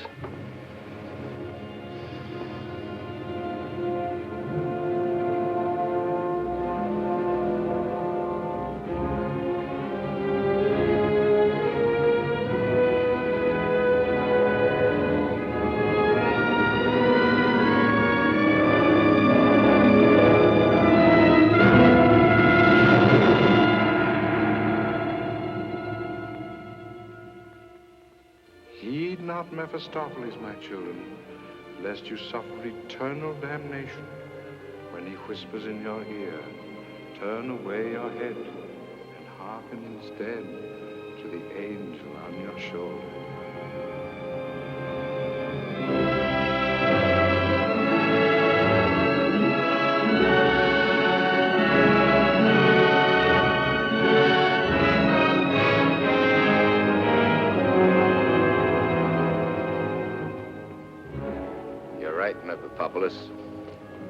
Or Nick, for short. But I ain't never plugged no guy what's asleep. I'll wake him first. It's so much simpler this way. I made him drowsy to make it easy for you. You make everything easy, don't you? All right. Have it your way. Wake him up. It might be more amusing. I'll go fix him a drink. Make it feel like old times.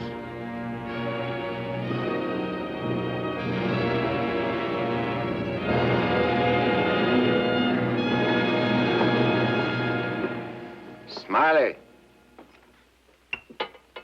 Smiley! Huh? Who called me? I did.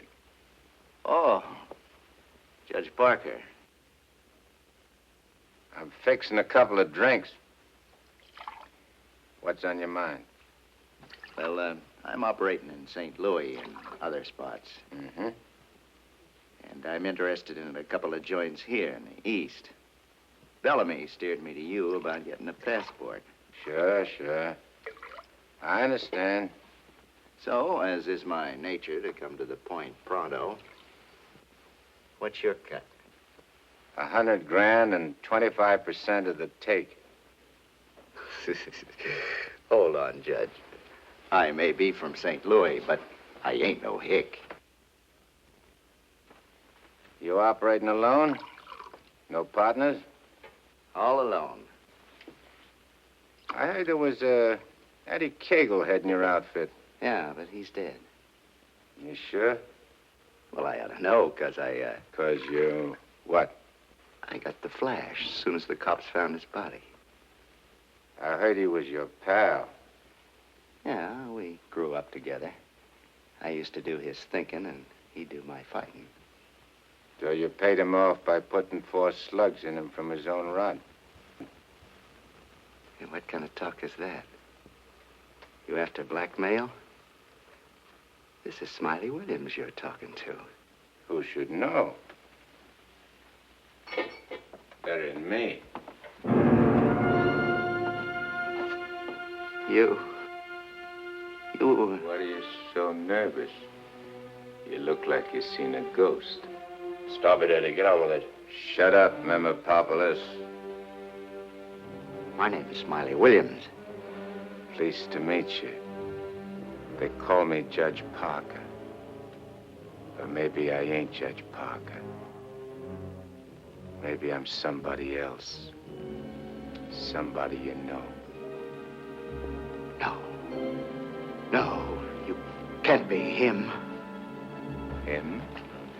Who's him? Eddie Kagle. Oh, you can't be. This whole thing, it's screwy. Maybe it ain't screwy. Why don't you start figuring it out? If I ain't Judge Parker, I must be somebody else. Maybe I'm that pal of yours, Eddie Kagle, the one you chopped down with his own rod. Figure it when you're afraid of every shadow, every footstep, every sound, every dark alley you pass, every car that whizzes by. Hole up in your hideout and go slowly nuts, trying to figure, is Eddie Kagle dead or is he alive? And then when you can't take it no more, go blow your brains out. There it is, your own gun. Return the compliment, Eddie. Stop whispering in my ear, devil. Lay off me, will you, Judge? I'll do anything you say. Eddie! Give me a chance!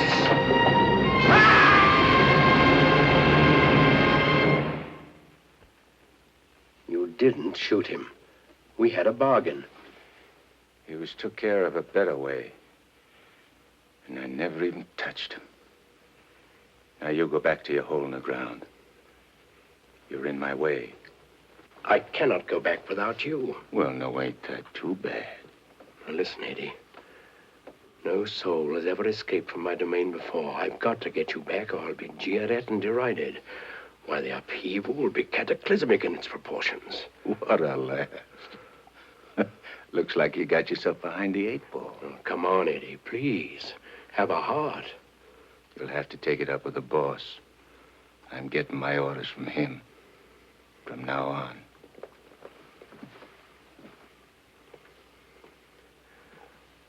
Must I run afoul of you again? Am I doomed forever to be vanquished? What has this subhuman creature, incubated in the recesses of foulness, done to become your favored? It was with evil intent that he ventured forth. He volunteered to do my bidding. Must I be humiliated by this maggot? I demand my rights. You're missing the point, chum. There's an hombre called Judge Parker and a sweet gal named Barbara what's been playing good ball with a lot of kids, which might otherwise join up with your team. And me, Eddie Kagle, is staying around to see that you don't mess things up. So long as you remain in the judge's body, neither you nor he can do anything. Once more, you're making Barbara very unhappy. The longer you remain on Earth, the longer she cannot be joined with her rightful mate. It was you who got me in. You were evil then. I had power over you. I get it.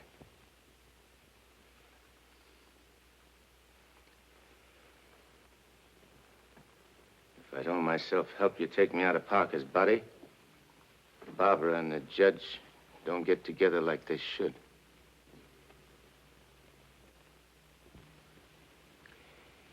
All right, I'll make you a deal. If you lay off the judge and Barbara for life, I'll go back with you. I accept. I have to. Are you ready? Wait, I want to say goodbye to Barbara first. I cannot wait. You'll wait and like it.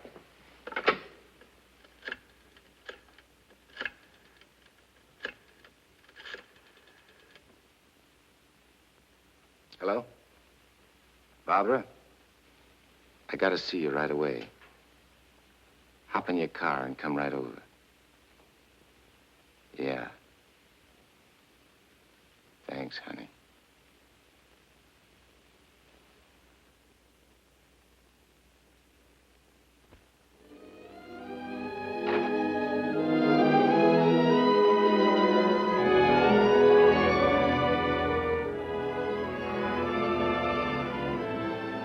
Sure are something.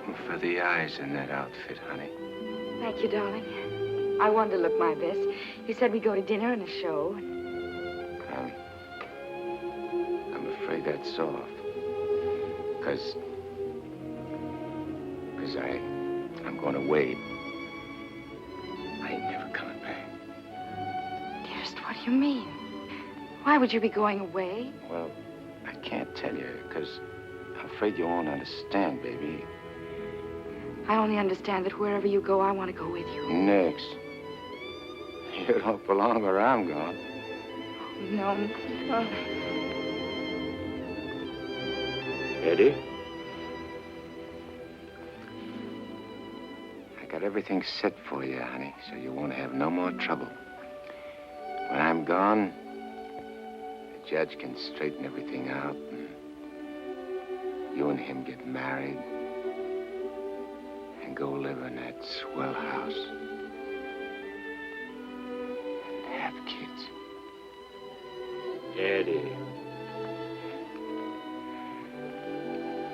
You have to be going now, honey. Please don't say those things, darling. No. I feel kind of funny. Kind of dizzy. Darling, go in and lie down for me. Yeah. I'll lay down a little. I just wanted to tell you... Eddie.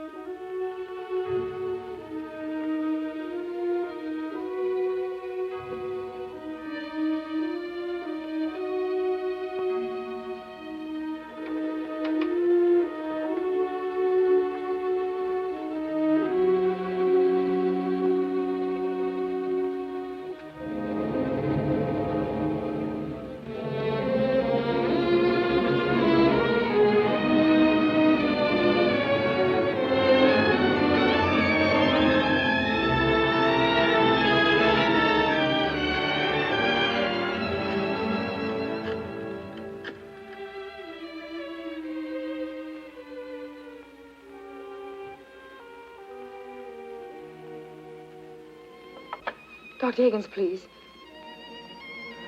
Do you know where he is? Please try to reach him and tell him to come to Judge Parker's apartment immediately. This is very urgent. Thank you. Barbara. Barbara.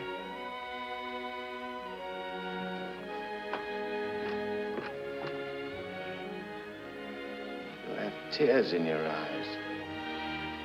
What's the matter? It's nothing. Nothing. Everything's fine now.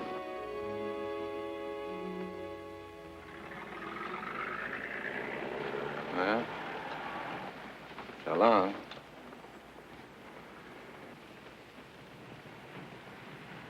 Funny. I never thought people's faces looked so good.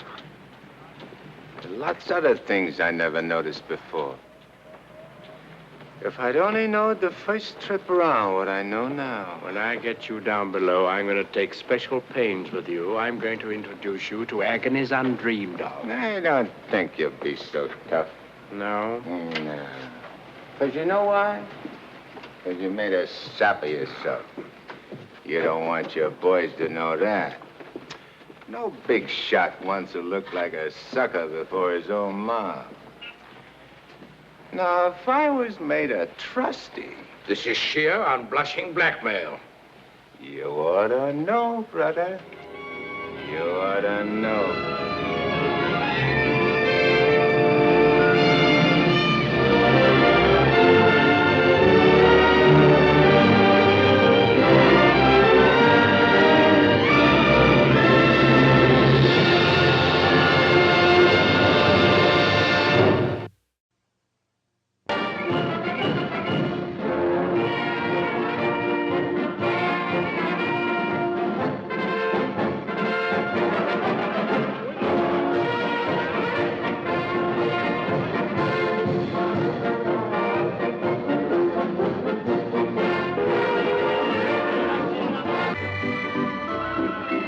This Carnival Story tells more than the gaudy life of the circus world with its glitter and glamour, color and gaiety, conflict and excitement.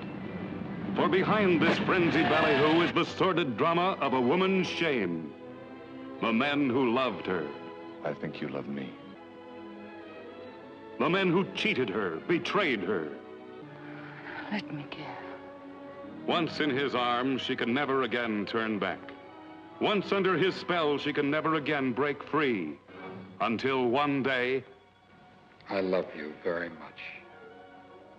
But as one man carries her to the heights of fame, another drags her to the depths of shame. Till I met you, I never knew how rotten I was. If you're rotten, we're both rotten. Two of a kind. Come here, Willie.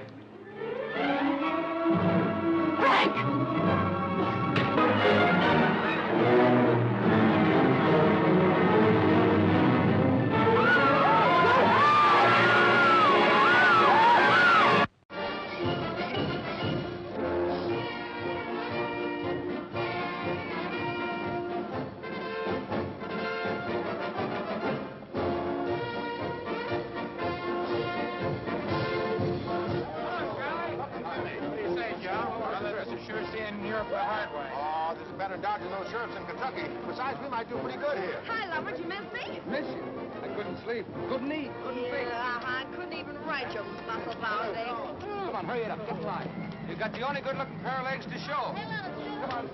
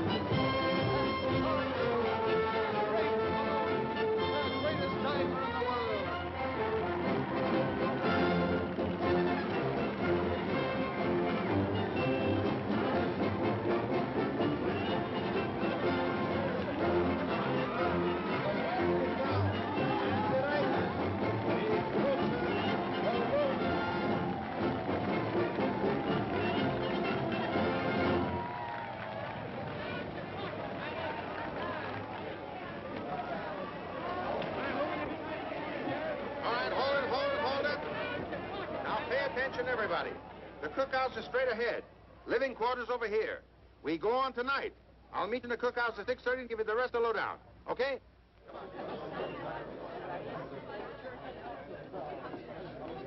Quiet, everybody. Quiet, quiet. Shh. Quiet. Just a moment. Now, you all know why we're here in Europe. Back home, we didn't do so good. As a matter of fact, we didn't do anything. They won't look at you freaks anymore, even if we paid them. The only one who came around was a sheriff. Now, this is the first American carnival that ever played Germany. Nobody knows whether they're going to go for us or not. But I figure this way. We might turn into a freak novelty if we give them straight American mud show corn. So forget where you are. Play it straight to the hillbillies. Now, you talkers, you'll have to work in German. I've had translations made of all the ballyhoos. So you read them right out.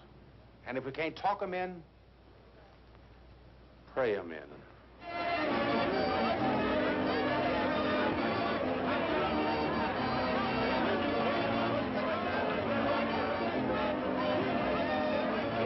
Lady with acres of charm. One and only Miss Daisy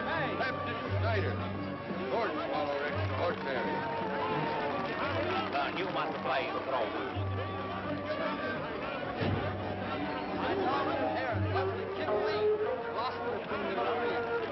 These are giant heist Gropo. He was worshipped as a god. Outside god by the Dayak tribe of Central Borneo, where he was captured after a terrific battle. Kampft. Here we show him as a gesture and beweis amerikanische friendship to all the people in the world. Sehen Sie, meine Damen und Herren, how these remarkable little ladies here, diesen wunderbaren Menschen perform their elegant temple dance to the gods of their fathers. The perfect control. Control of the 200 separate and distinct muscles of the 200 muscles of the belly, yeah? All right, 50 cents, 50 pfennigs. Only 50 pfennigs, come on. Only 50 pfennigs, boys, and inside works warmer. They don't wear so many clothes. Come on. Sir, who's next? You are? Why, yes, sir. Thank you. Dankeschön. Step up, suckers. Thank you very much. Yes, indeed. It's all, folks. All sold out. All sold out. Ausverkauft. Come back in half an hour. A halbe Stunde. Bitte.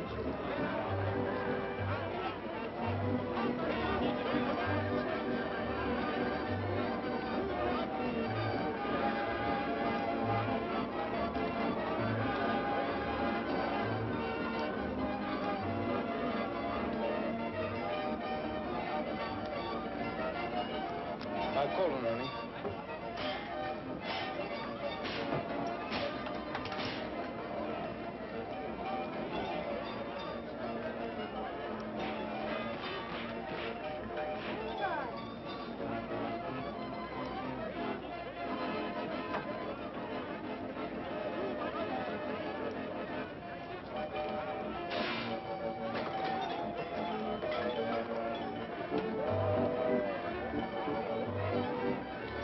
Eine Wurst mit Brot, bitte.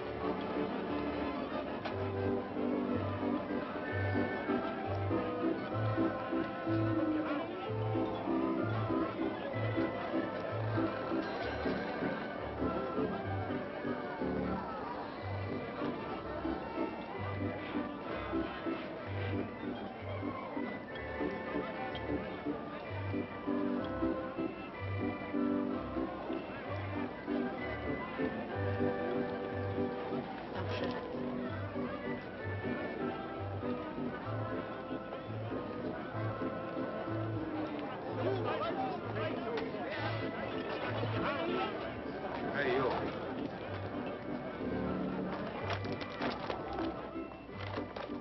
Lassen Sie mich! Lassen Sie mich! Oh!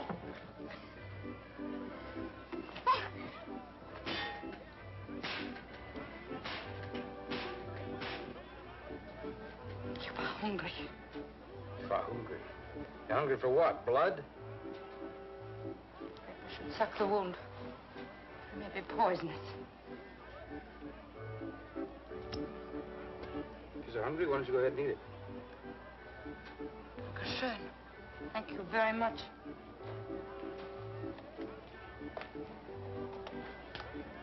You speak pretty good English. How come? Of course I do, Emmy. It's a hangover from the time a girl spoke English so she didn't leave.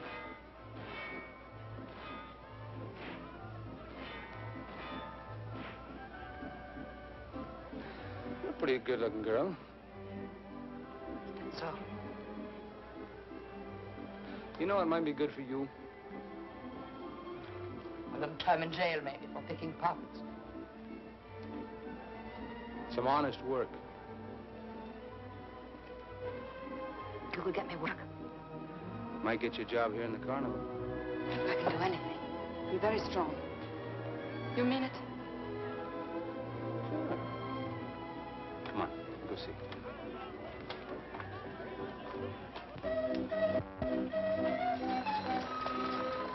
What's your name?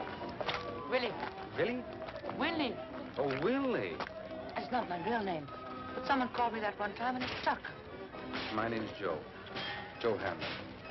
How are you, Willie? Freut mich. Joe, What's the matter? I've got some information for you. You did not count your money. I think this must be yours. Thanks. Willie, remember this. Anytime you ever catch a thief, be sure and search him very thoroughly.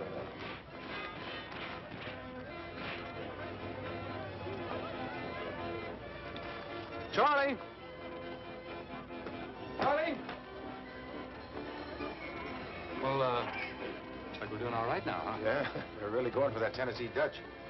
Oh, this is Willie. Willie? Here, it looks like a girl. I think she is. She'd like to join up with us, Charlie. Oh, now listen, Joe, I can't put everybody you pick up on the payroll. No, look, this is an exception. She's gonna teach me German. You know, to help out with the spiel. What else can she do? Now, this is serious. You can put her to work in the cookhouse, washing dishes. I will do anything, Mr. Grayson. Even a few days' work will help me. Okay. Sleeper with the answers, I guess. You show up at the cookhouse at 6:30 in the morning. Thank you, Mr. Grayson. Oh, don't worry about him. He's harmless. I'm released from an asylum in Alabama. He is... No, he's just a little stupid. He's a dummy. You know, he can't talk.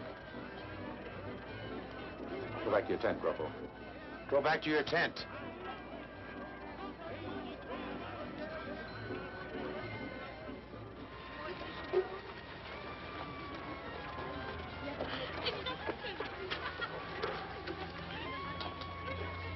Kid?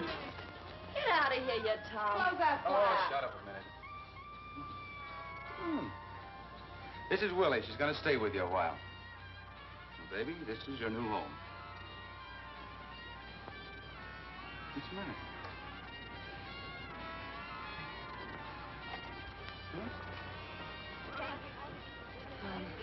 What's the matter? Look, I've been traveling. I'm not clean. I'd be ashamed for them to see me. Is there someplace I could take a bath? Sure.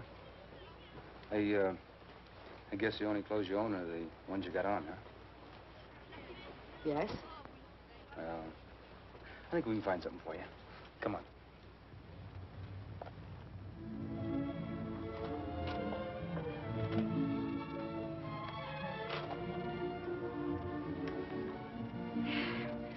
Which one do I pull?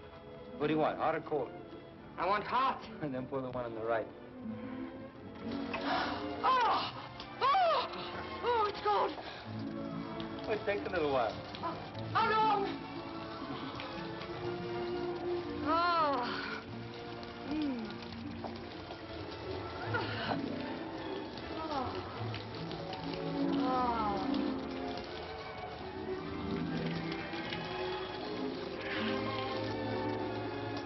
You wet all over? All over. Well, let go of the chain and soak yourself.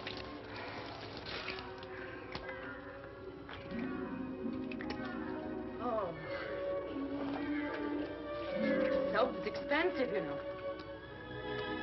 Oh, so good. You all soaked all over? Every bit of it. I'm all smothered in bubbles. I'm all slippery in soap, and it's wonderful. Then go ahead and rinse off. Oh, I hate to do it.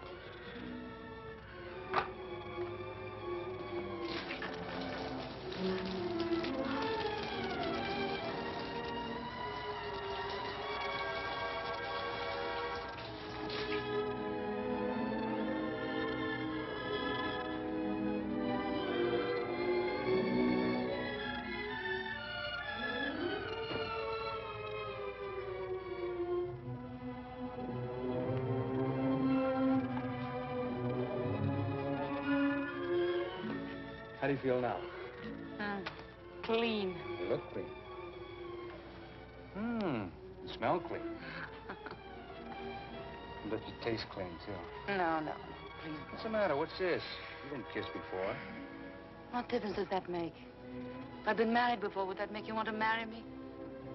If I've been hurt before, would that make you want to hurt me again? I don't want to hurt you.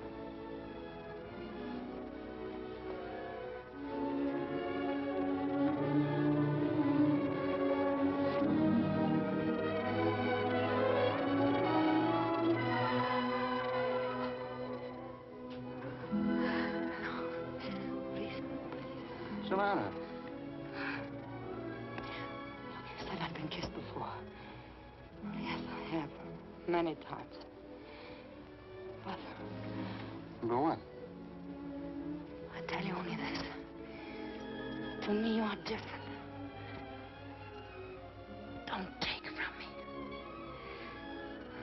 Let me care. Oh? When? When I've had time to think a little.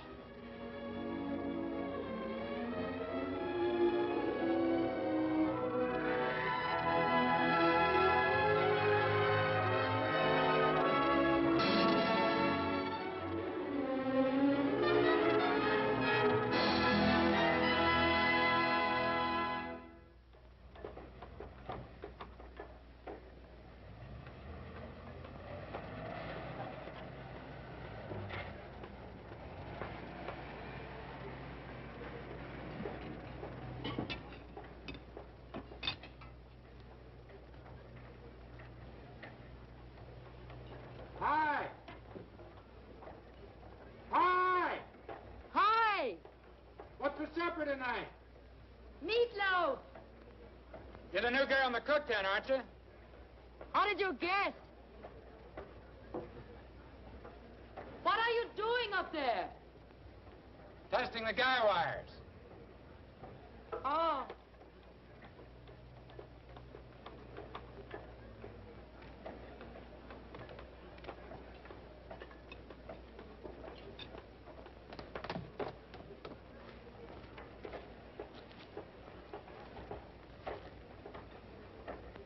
Say, I used to pay the other girl a little extra to bring a pot of coffee to my tent right after the act. That'd be okay with you? Be glad to. You have sugar and cream? Black.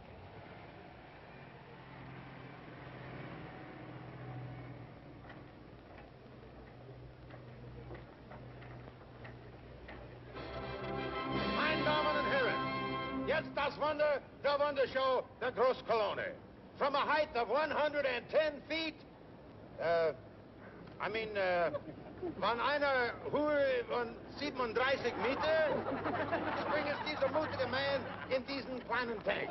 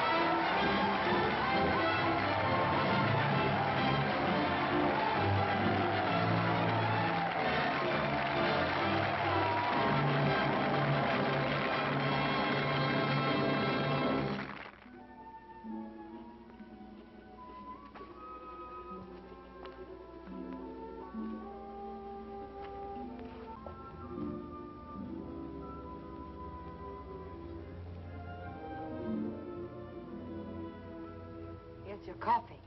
Just put it on the chair.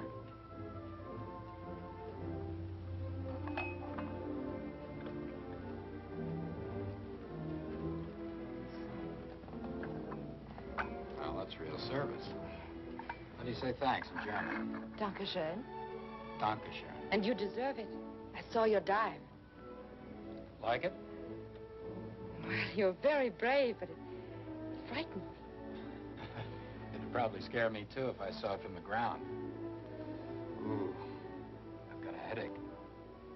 Do you get them often? Once in a while, depends how I hit. Will you let me rub your neck for you? I used to be good at it. All right.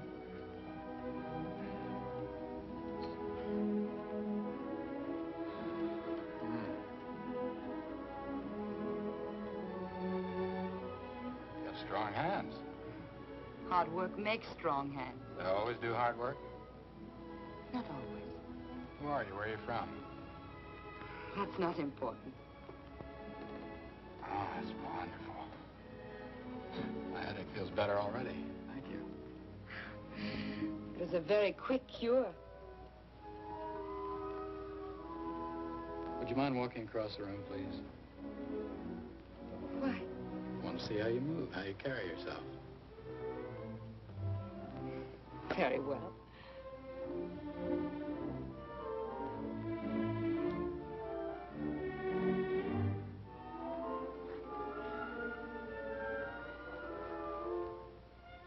Do you mind taking off your dress? But sometimes there are phrases in English I do not understand. Did you ask me to take my dress off? Afraid of me? I'm not afraid of anyone.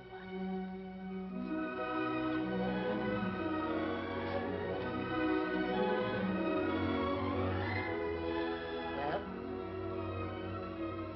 You know what I was thinking? Probably. You're wrong. I've been thinking lately the act might go better if I had a partner. That's all. It's just an idea. A lady partner? That's right. Can you swim? Yes. You were thinking of me? Why not? You've got good legs, good shoulders, strong hands. That's important when you're coming up. You move well, have good balance. Yes, but why do you ask me? There are many who move well. Well, if you don't want to, just say so. I don't really mean I don't want to. It's just that I'm scared to death just thinking about it. I know. I used to be that way myself. But I found you can do anything you make up your mind to do. Here, for the coffee. Oh, thanks. Why don't you think about it for a while?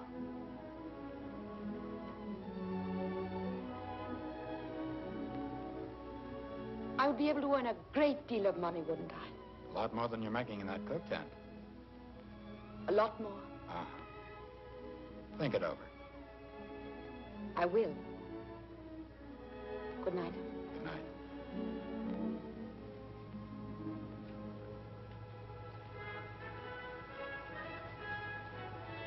Joe. Oh. Hello. Willie. What's this? Bedside service for the great Colony? Yeah.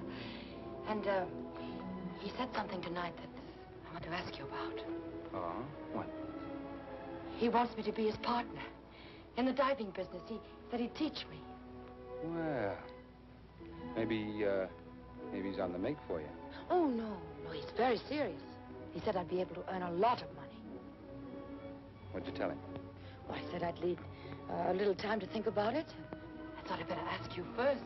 Ask me? Why? See whether you mind it or not. Mind it? Baby, you've been overdue for a good break. Do you think I'd stand in your way? No. I know you wouldn't, but it's very dangerous, you know. Ah. I'm afraid. Look, people get killed every day in the bathtub. Anything's dangerous. You really think I could do it? I know you can do it. But listen, you. I don't want that Wisconsin cheese eater moving in on my girl. Glad you're jealous. Sure I'm jealous. I gotta go check with Charlie about the receipts. See you later. Night. Good night.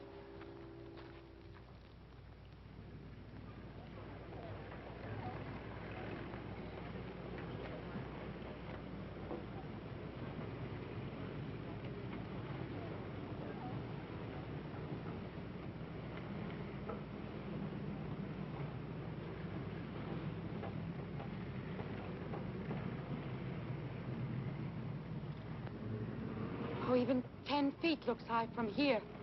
It is. Oh, Lesson number 1, never look up. Not even when you're climbing. yeah. Never look up. Now try it. No matter how high you are, take one look down at the tank. Just one. Then look straight ahead. Shouldn't I want you to try it once or twice? Nope, this is the way to do it. Now look, you watch me. Turn around. As soon as your head touches water, the very instant you feel water, bring your back full up like this and reach for air. If you do that, you won't touch bottom. If you ever do touch bottom from real height, you're gone. Got it? All right, I'll try it.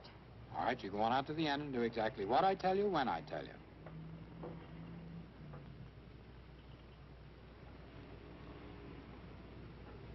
All right, look down just once. Look straight ahead. Up on your toes. Deep breath. Now fall forward. You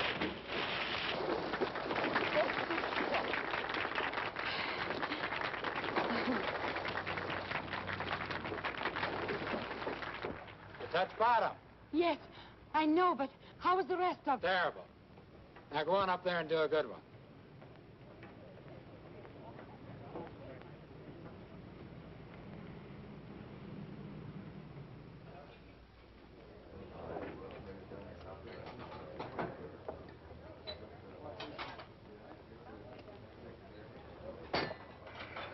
More gravy, darling.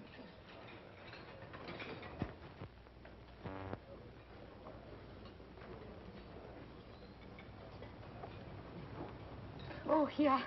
Yeah, sure.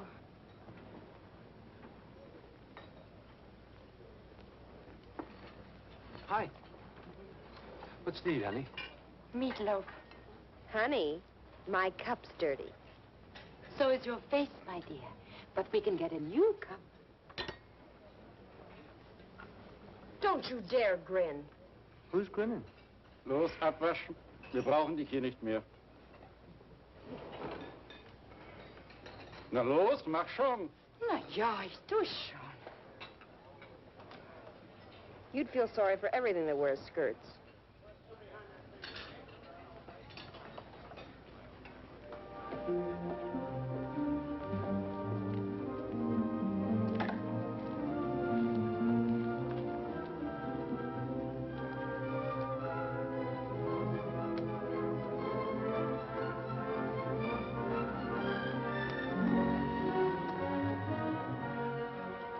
Come on, it's only 25 feet.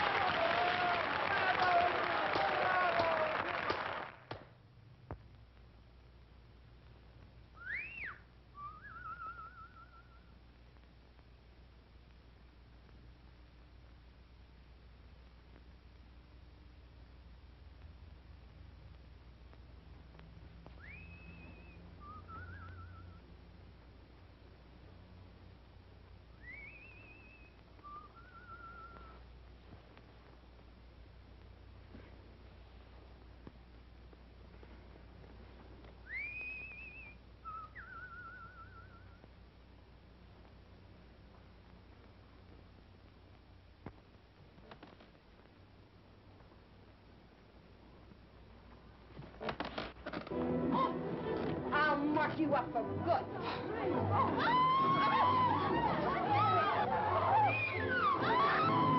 Cut it out. You're going to hurt my foot in the alley with red hair, or I'll go back to sleep.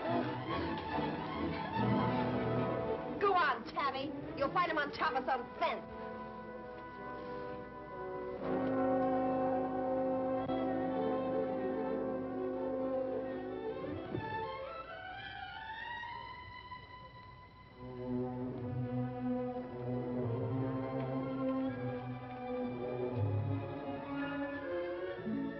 whistle for me. Been in a fight? Yes, you guess with whom. I don't like it. Whistling for me, like for a dog. You never let me know ahead of time.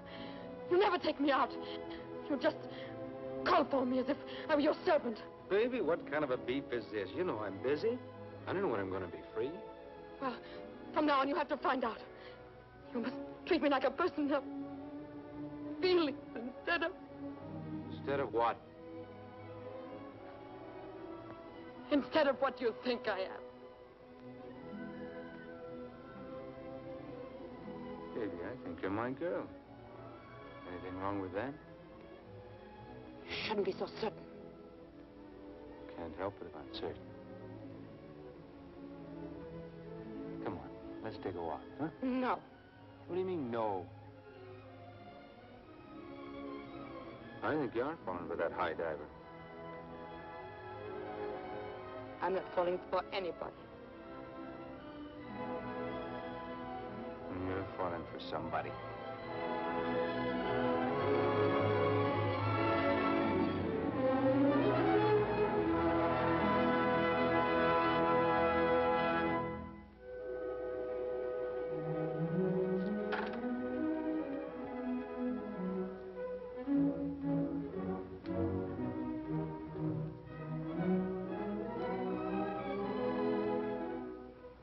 Now, I want you to arch your back more and you got to service faster, you understand? Okay. Otherwise, you're doing all right. Come on, it's only 75 feet. Now, let's see you do a really good one.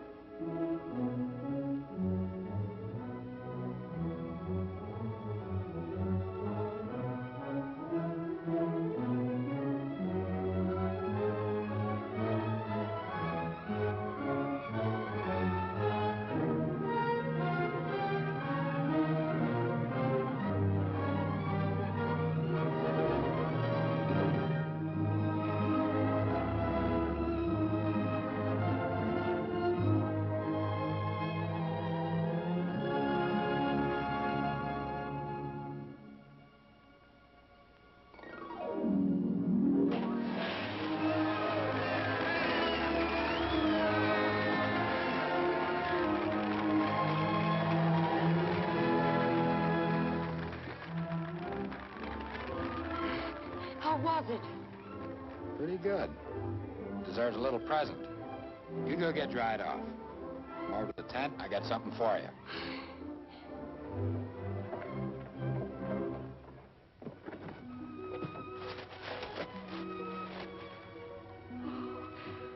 Oh, but that's wonderful. Oh, it's so beautiful. You're gonna wear it tonight. Tonight? Sure, you're going off the top tonight. Oh, shouldn't I try it just once?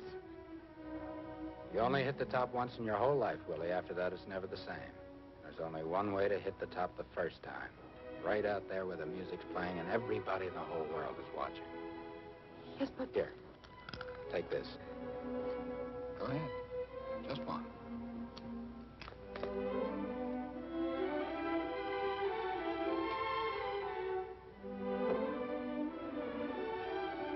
Go on, take it. It'll relax you.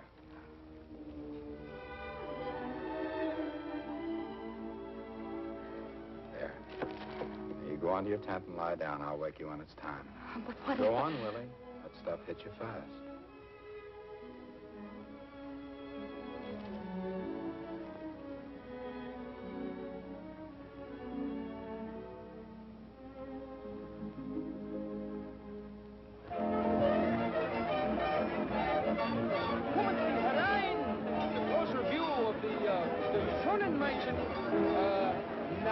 Yes, sir. How many? 3. Yes, and dry. All right, good.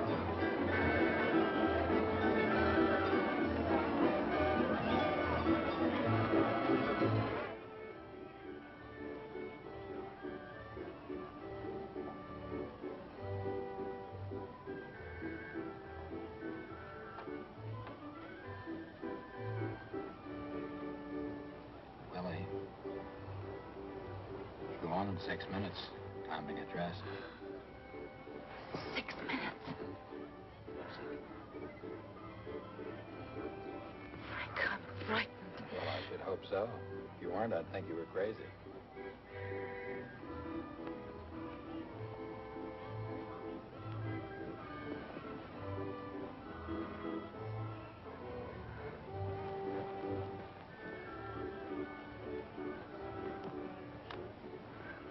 Mein Damen und Herren, jetzt das Wunder der Wundershow.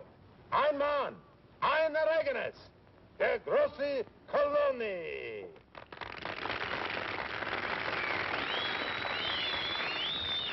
I should have said die großen Kolonies.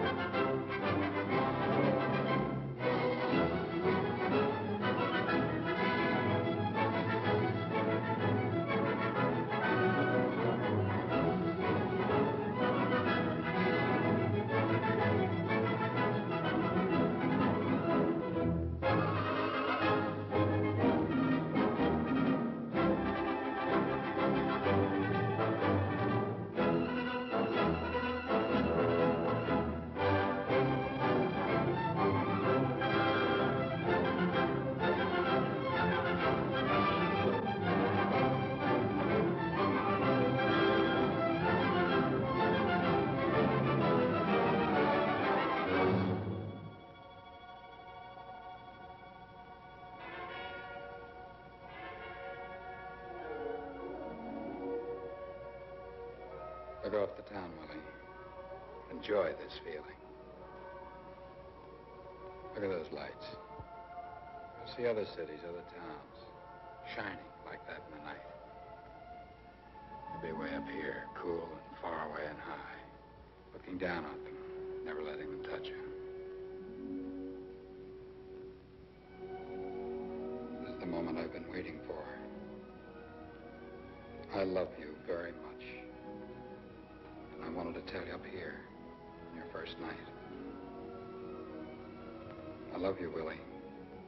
I want you to marry me. You can tell me later.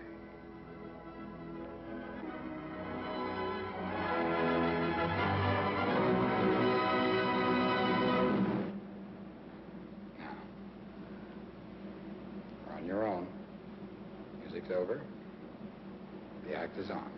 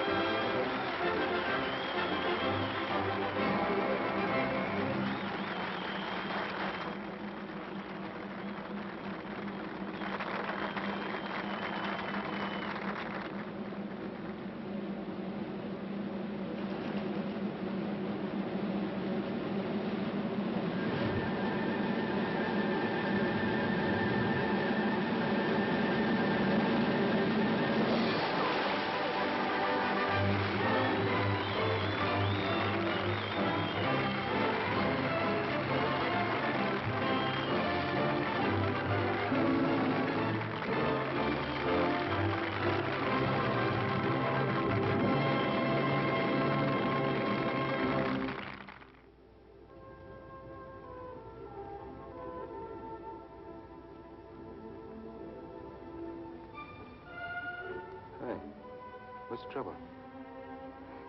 Something happened tonight which makes me very unhappy. Frank asked me to marry him. What? The cheese eater wants to marry you? Oh, what do you know? Why should you be unhappy? Because he's in love with me and I don't love him. Well, maybe you should learn to love him. What do you mean by that? That Wisconsin hillbilly should have a good watch stashed away by now. You could do a lot worse. But sure. What, You mean about us? Look, we're not going to let a little thing like you being married come between us.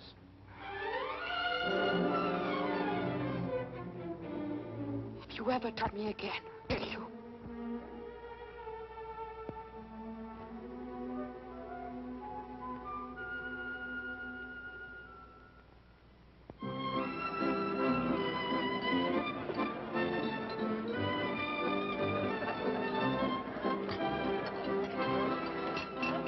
All right, all you fakers and thieves.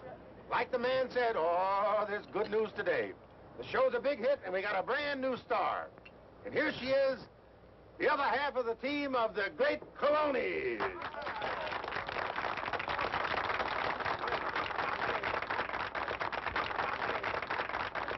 Thank you. Thank you very much. This is the happiest day of my life. Not only because I really feel a part of the show now, but because from now on, the Colonies are not just going to be a team. They're going to be Mr. and Mrs. too.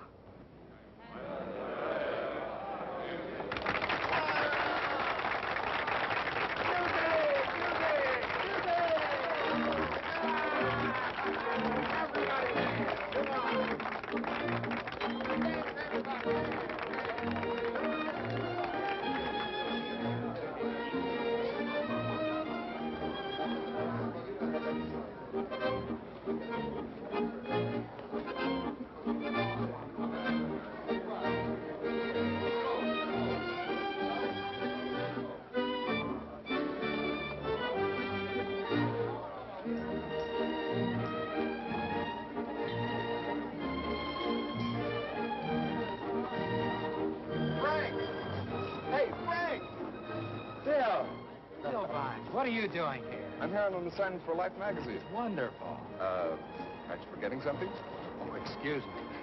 Willie, this is Bill Vines. He was combat photographer assigned to our regiment when I was peeling spuds for Company K. She's my new partner. Hello, Willie. I didn't know Frank had such a good eye for partners. Come on, everybody, kiss the bride. All right, stand in line and take your turn. Here we go. All right, next. I'm not going to miss out on this. You're getting a swell guy. All the luck in the world. Thanks. No, Grumpo, you too. Oh, yeah, come on, kiss the bride. Lift her up so we can all see it, Gropo.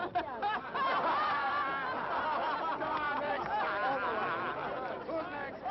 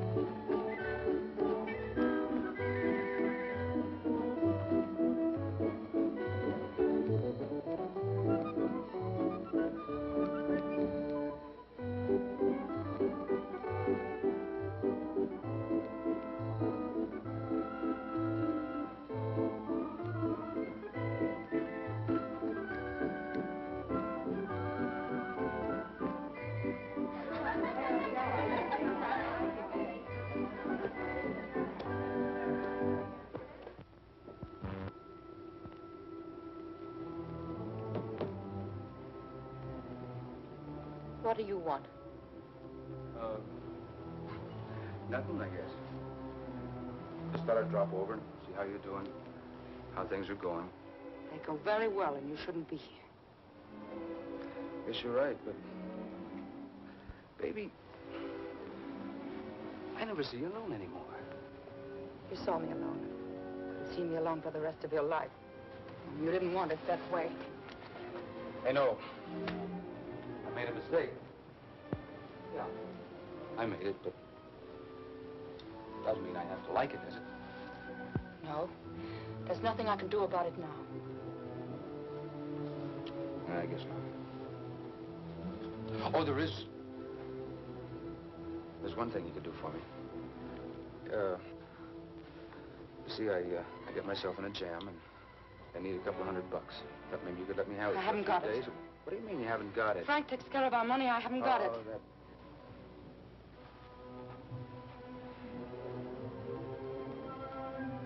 Well, thanks anyway. Baby, something else I need. You've got it. No. Okay, maybe I can get the money for you.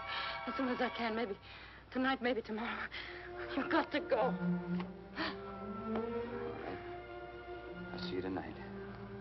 Meet me at the carousel. Better make it about 12 o'clock. He'll be asleep by then. Oh, you're cursed. Frank finds you here. I don't know what he'll do to you. I'll take that chance. See you tonight.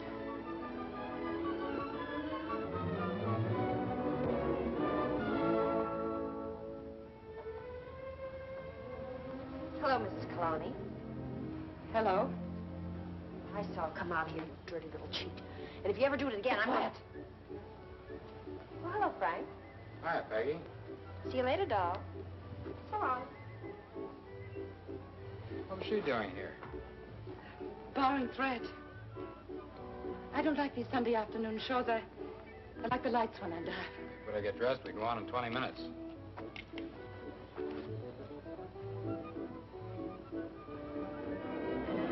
Ladies and gentlemen, I want you to meet the wonder of our show, the Fire Eater Extraordinary. Captain Snyder, he eats the swords and the fire.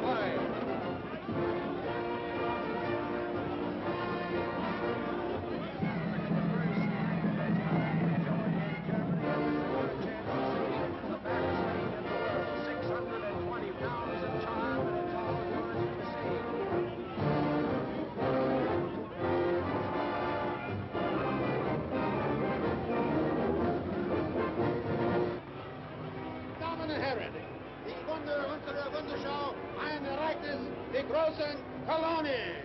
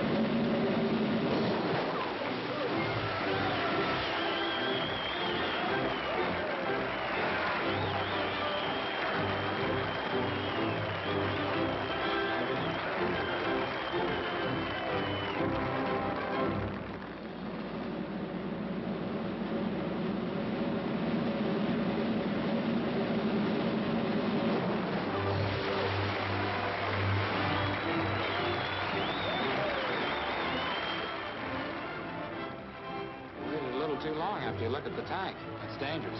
I know. Nothing bothering you, is there? No, I just made a mistake. Why should anything be bothering me?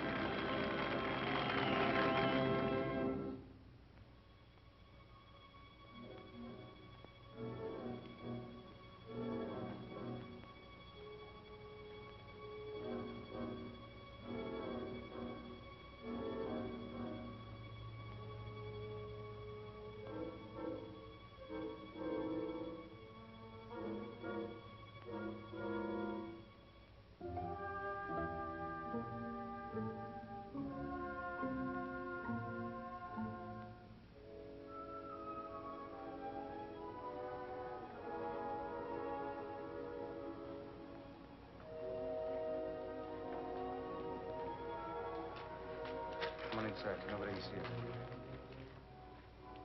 you. Look, Joe, I haven't got the money. I couldn't think of a way of asking him without it seeming strange. Don't you know where it is? No, I never asked. What kind of dame are you? You don't know where your husband keeps his money. Look, I'll find some other way to get the money. I've got to go back now. No, baby, I don't want you No, get away from me. I told you I'd kill you, and I will. What's the matter with you? What are you talking about? You kill me. I knocked you down and kicked you. You wouldn't do anything about it. You couldn't, because you're in love with me. You couldn't help yourself. Joe, you hurt me. Baby, nobody else is ever going to come close to you again except me. Nobody ever. You're going back there and you're going to get that money and you're going to bring it to me. And we're going to leave together, you and me.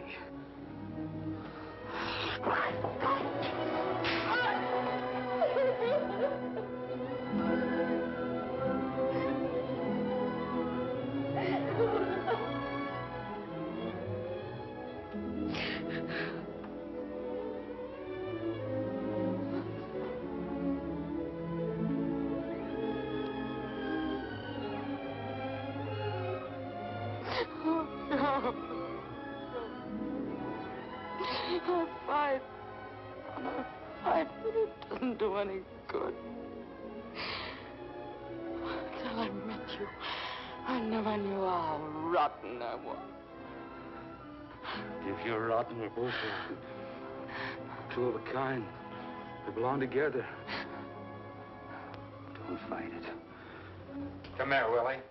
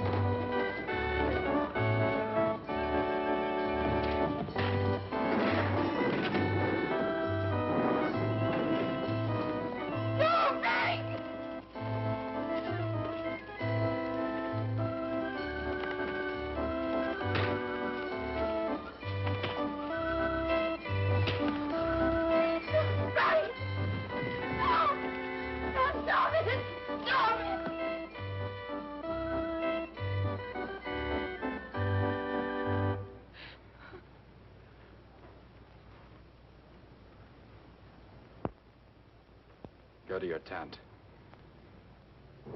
Go to your tent.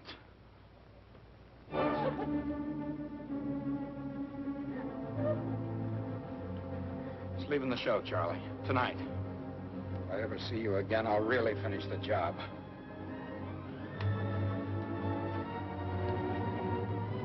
I don't want no trouble on my show, Joe. You better pack your things. Come by my tent, I'll give you your money.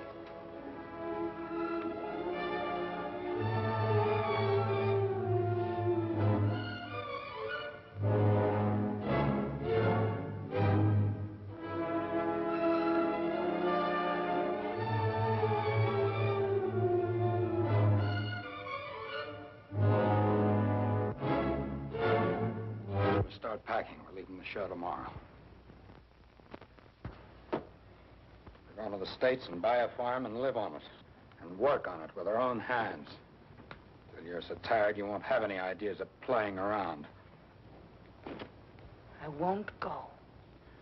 You'll go wherever I tell you.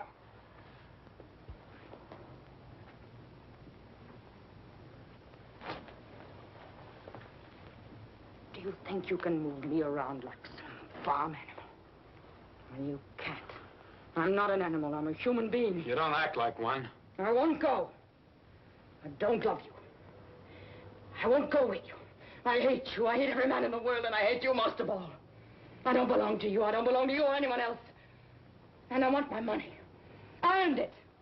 You have no right to keep it for yourself. I'm not keeping it for myself. I'm saving it for you. Then where is it? Why don't you show it? You must think I'm very stupid. Does it, honey? Come on, right. All I want is my money. And I won't go with you, and I want my money. Shut up and go to bed.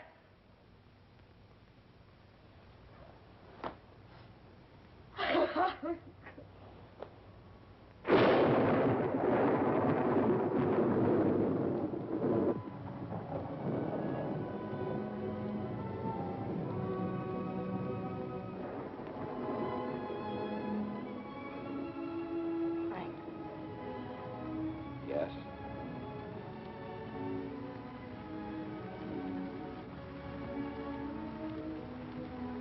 I'm sorry. I'm really not much good, Frank. But if you want me, I'll try to be a decent wife. Whether it's here or in that state where you want a farm or anywhere else. But it might just as well be here. I guess that's what comes of being a bachelor so long. I've done everything myself, my own way. Sometimes I forget that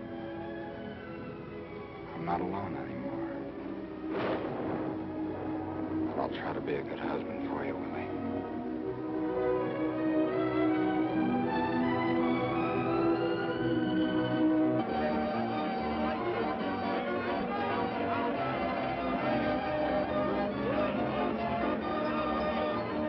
Ready? Sure, come on. When will the pictures be published? Maybe never. I haven't got an order for the assignment yet, but I think they'll like them.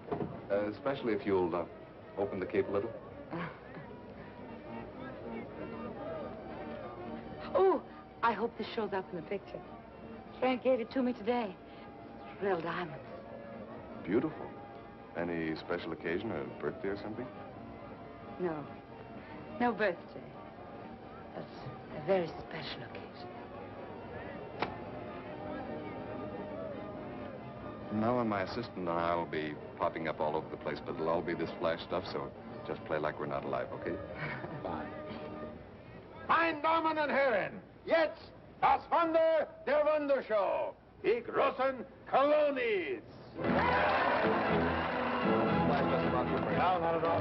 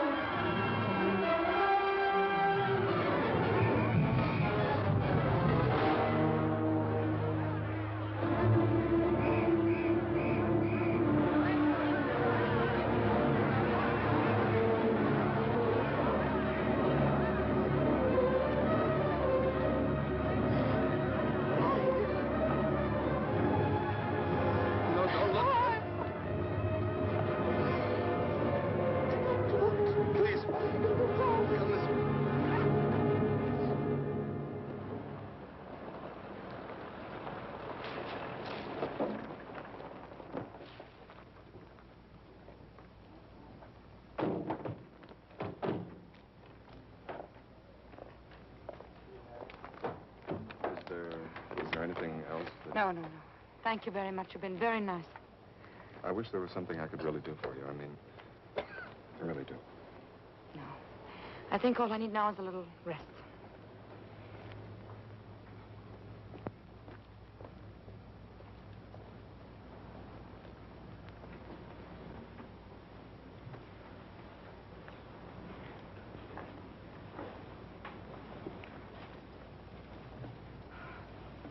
It was a real nice funeral, Willie. Nobody could ask for any better. Sure, Frank would have thought it was a lovely funeral. You get some rest. You'll feel better in 2 or 3 days. Charlie, why did everyone act so strange at the funeral? No one came near me.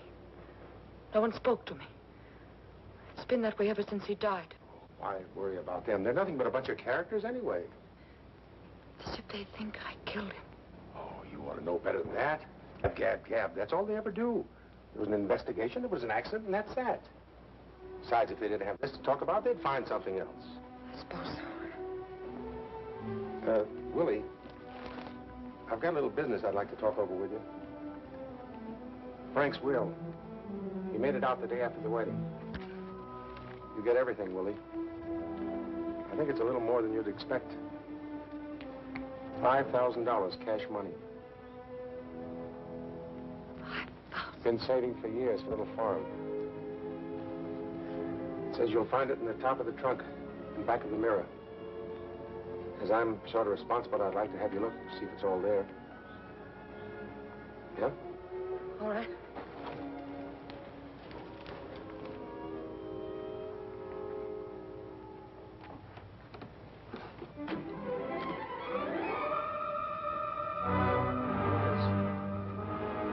Think we better count it and see if it checks out? No. Frank said there was $5,000. That's what there is.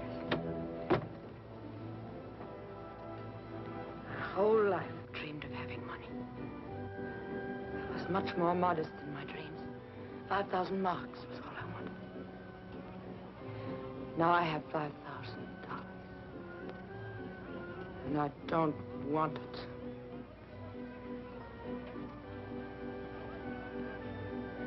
Of course you don't. I understand, honey. But Frank wants you to be happy. Why don't you look at it that way? Charlie, I really have to get some rest. I'll go.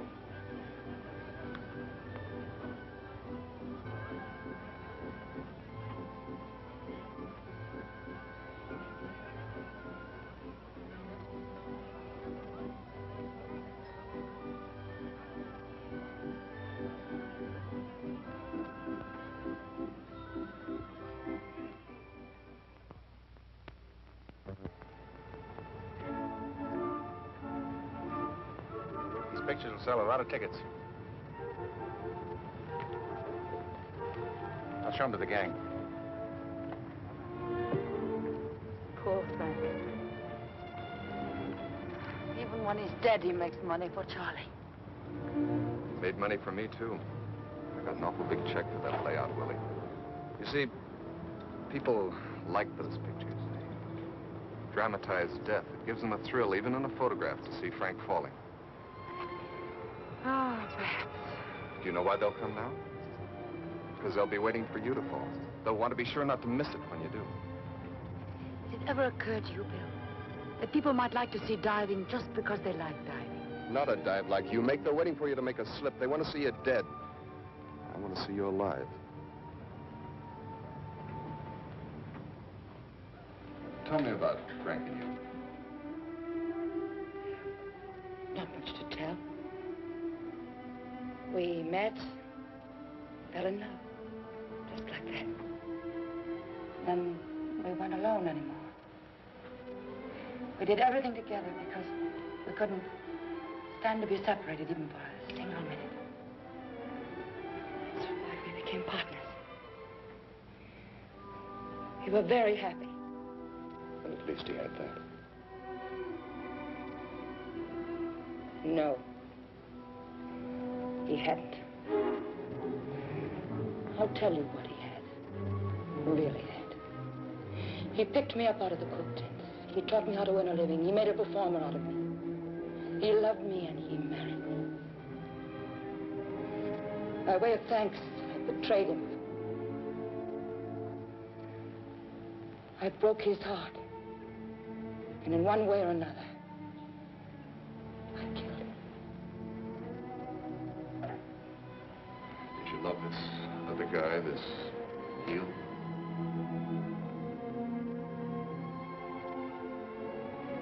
You take me home, please.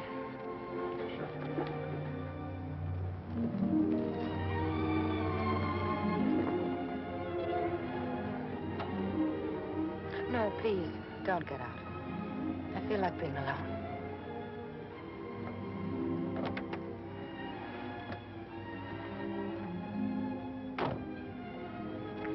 Thank you so much. Good night.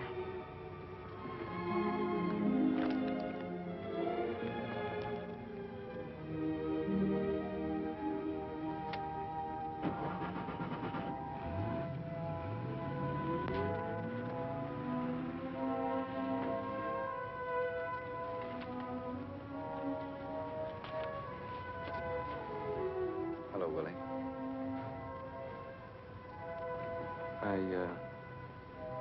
I didn't want to come around any earlier. I was real sorry to hear about Frank. Were you? Well, of course. I'm like somebody you know. I heard you were terrific your first time after it happened. I had a good teacher. Yeah. How's Peggy? Peggy? She left me. I don't know. Well, I guess I better be going. Where are you going? Haven't made up my mind yet. Doesn't much matter. If you wanted it, I think I could get Charlie to give you your old job back. No, baby. You're doing all right now, and I want you to...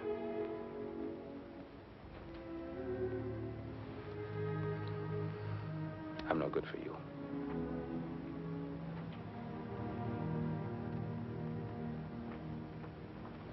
Joe.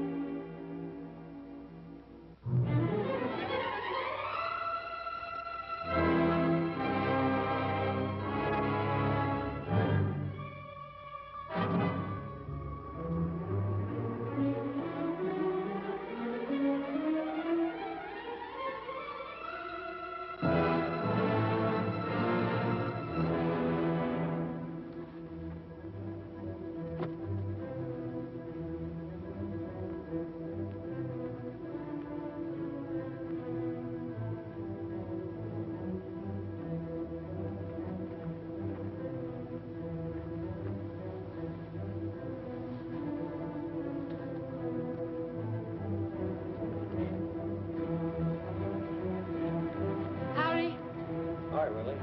Will you get Charlie to come to my tent as soon as he can? It's very important. Sure, right away. Thanks.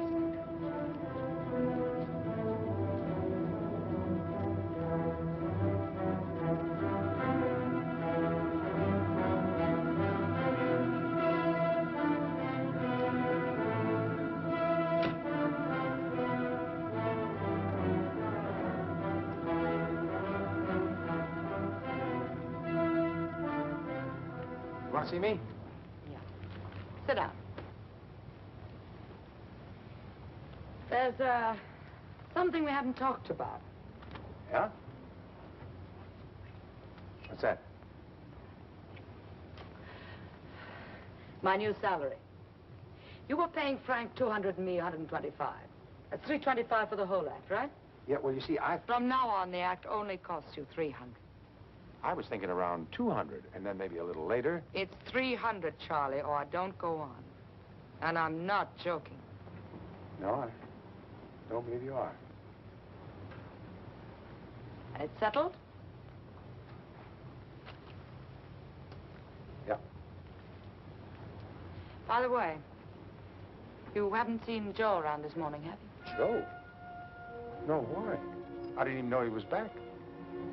He was.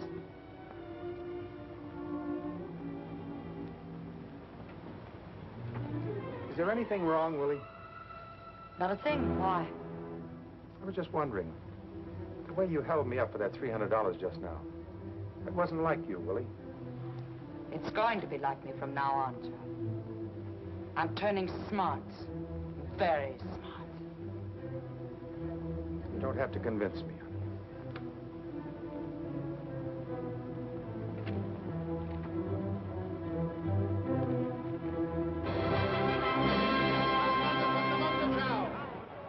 Di Grossi Coloni.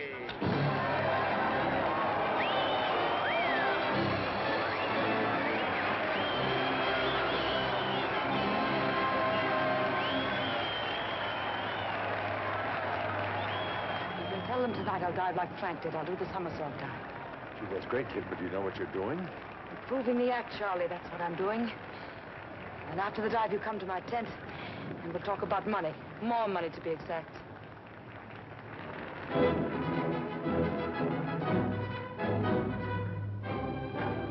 Mein Damen und Herren, Frau Coloni, das erste Mal in a somersault dive. Ein Salto Mortale.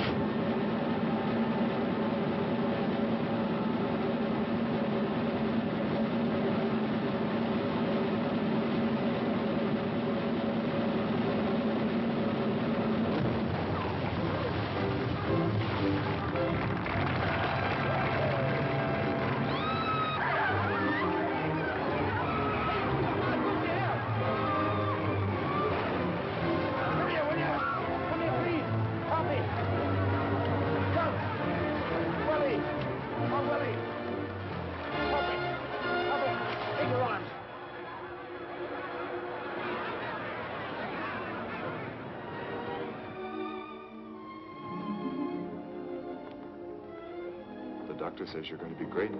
It'll take a little while, but you're going to be all right.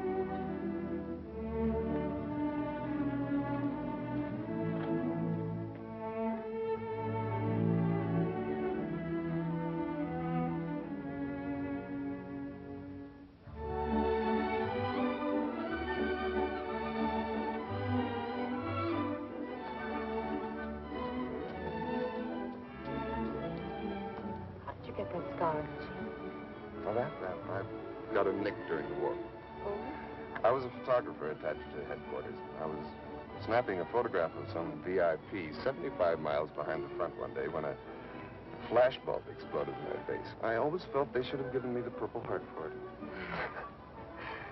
I like it. Gives you a sort of a sporty.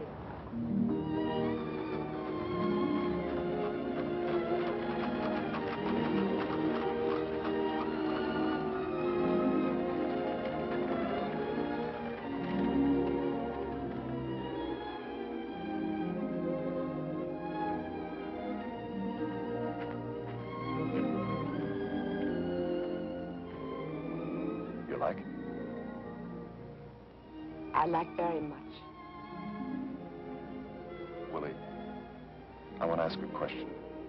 That's why I brought you here. It's a very important question, and Bill, I can't. I just can't. I might even want to, but I can't. You're throwing away an awful lot of years that might be good for us both. I know. I'd probably be sorry for it the rest of my life. I've never brought good fortune to anybody. Least of all to myself. Are you sure it isn't Joe? Do you still love him? I don't know what love is.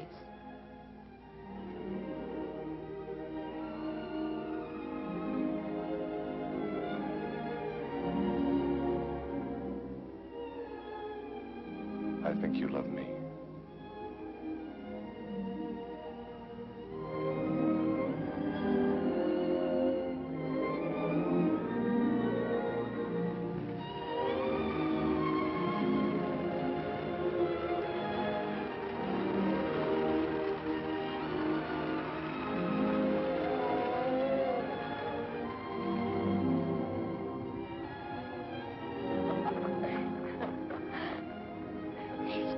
With all those people watching.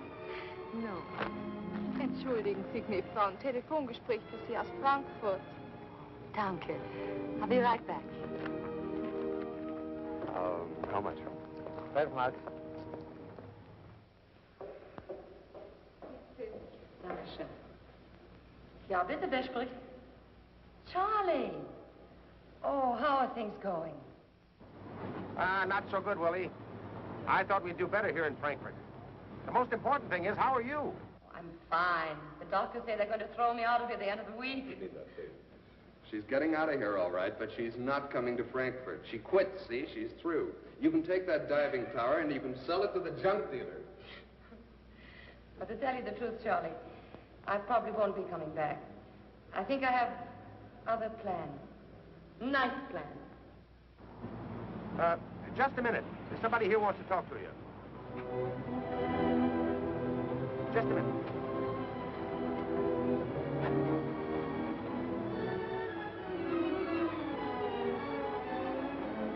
Hi, Willie. Yes. Yes, I'm much better. Thank you. Thank you very much. Goodbye.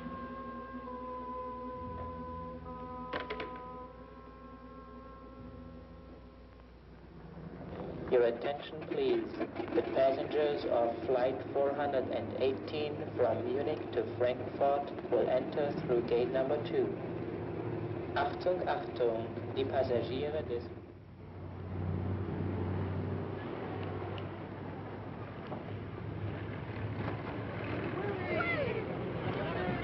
Willie, oh, gee, I'm glad to see you. How do you feel, Willie? How do you feel? Oh, I knew you'd come back. This show is really nothing without you. Oh, come on. I'll show you your tent. Where's Joe? Oh, he's in town trying to drum up some business.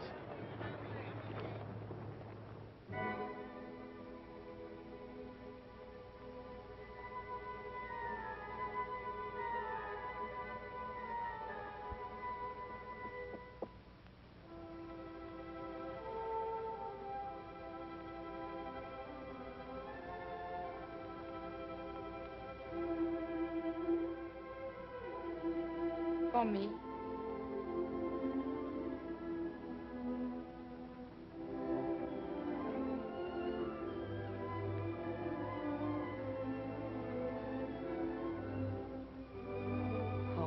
before. We're very much alike, you and I. We have good things in us. Lots of good things. They're trapped there. They can't come out.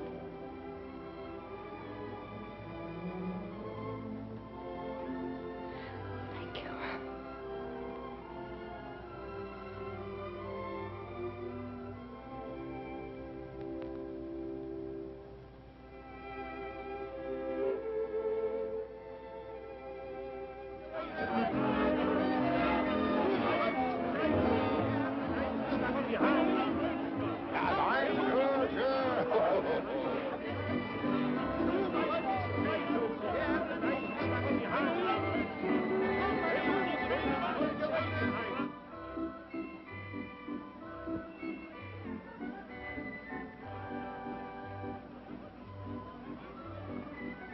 Hi, Willie. Hello, Joe. Oh, here.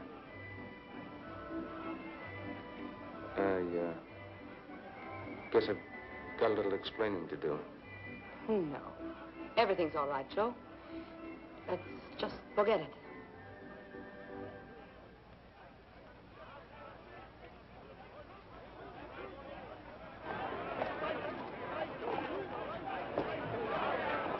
Willie. Willie, I don't want to forget it. I want to talk to you. Could I come back to your tent after the show? Sure, Joe. I'd like to see you. Ein Damen und Herren, jetzt das Wunder von der Wunderschau. Die große Kolonie.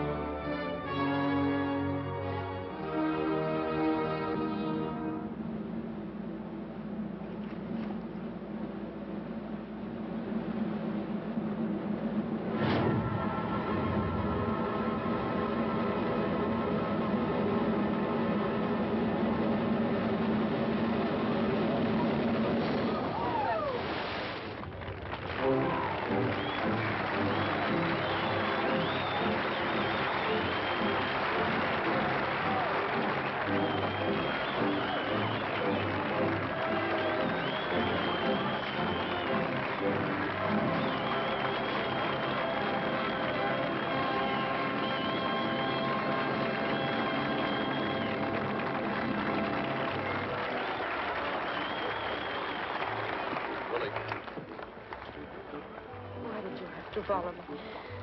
If I were right for you, I would have come back. Joe's here. Did you come to Frankfurt to see him? Yes, I did. Please believe me, I'm not running after you. I just want to be around if you need me. Look, I have to be alone now, Bill. Don't follow me, please.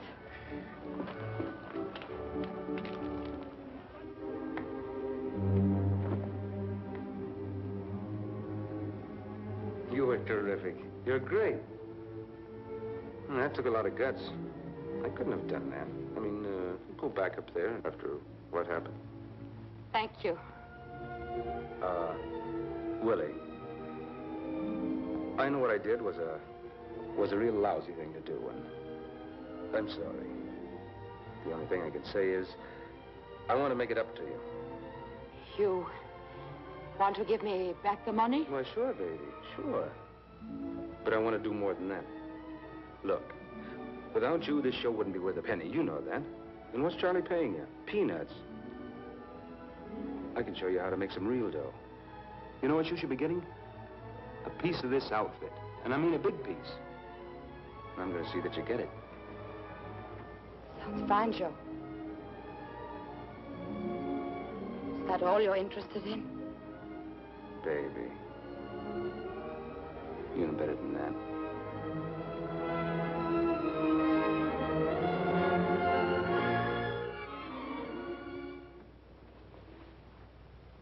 Doesn't work, Joe.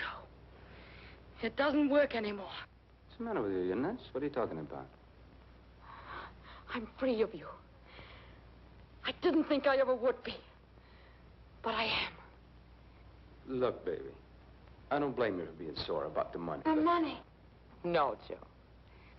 I'm only sorry it couldn't have been put to some decent use. Instead of being carried off to the sewers by filth like you. Now, just a minute. Just hold it. You can be sore, but you or no other dame's going to talk to me like that. Now, let's stop this nonsense. Come here. I won't. You'll do as I tell you to do. Not anymore, Joe. That's all over. If you were starving to death and howling for food, I wouldn't throw you a rotten bone.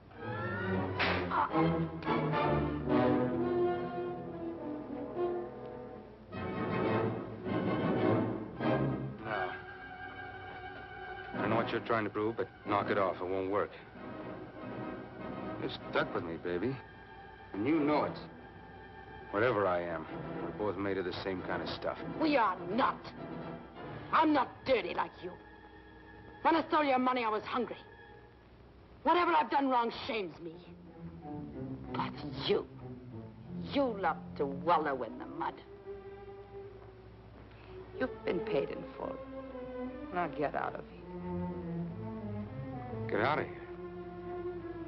Get out? You could stand there just like that and tell me to get out? You think, after what I did, do you think I fixed a bar on Frank's ladder for you to tell me to get out of here? Yeah, I did that. I did it because I couldn't stand to be without you. I did it for us, because we belong together. You killed Frank? No, not me. We did it. The two of us, the both of us. Yeah, that's what everybody will think. Yeah, and I'll let them think it. Yeah. Now tell me to get out of here.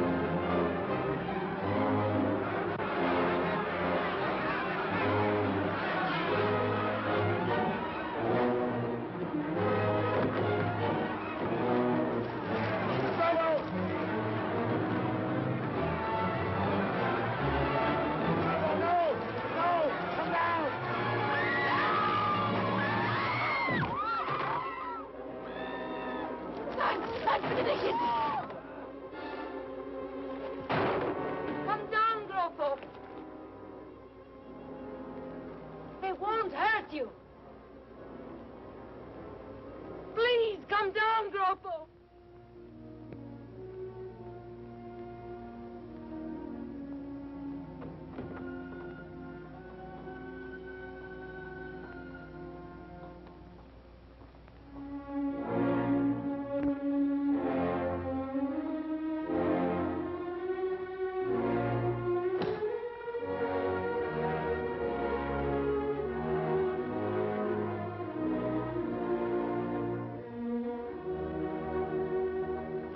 It's all right, Groppo.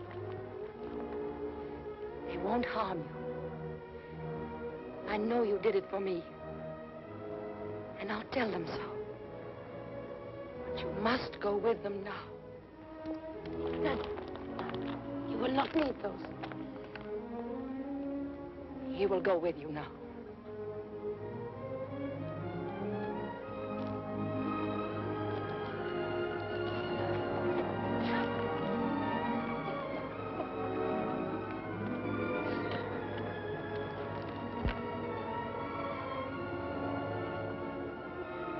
Poor Groppo.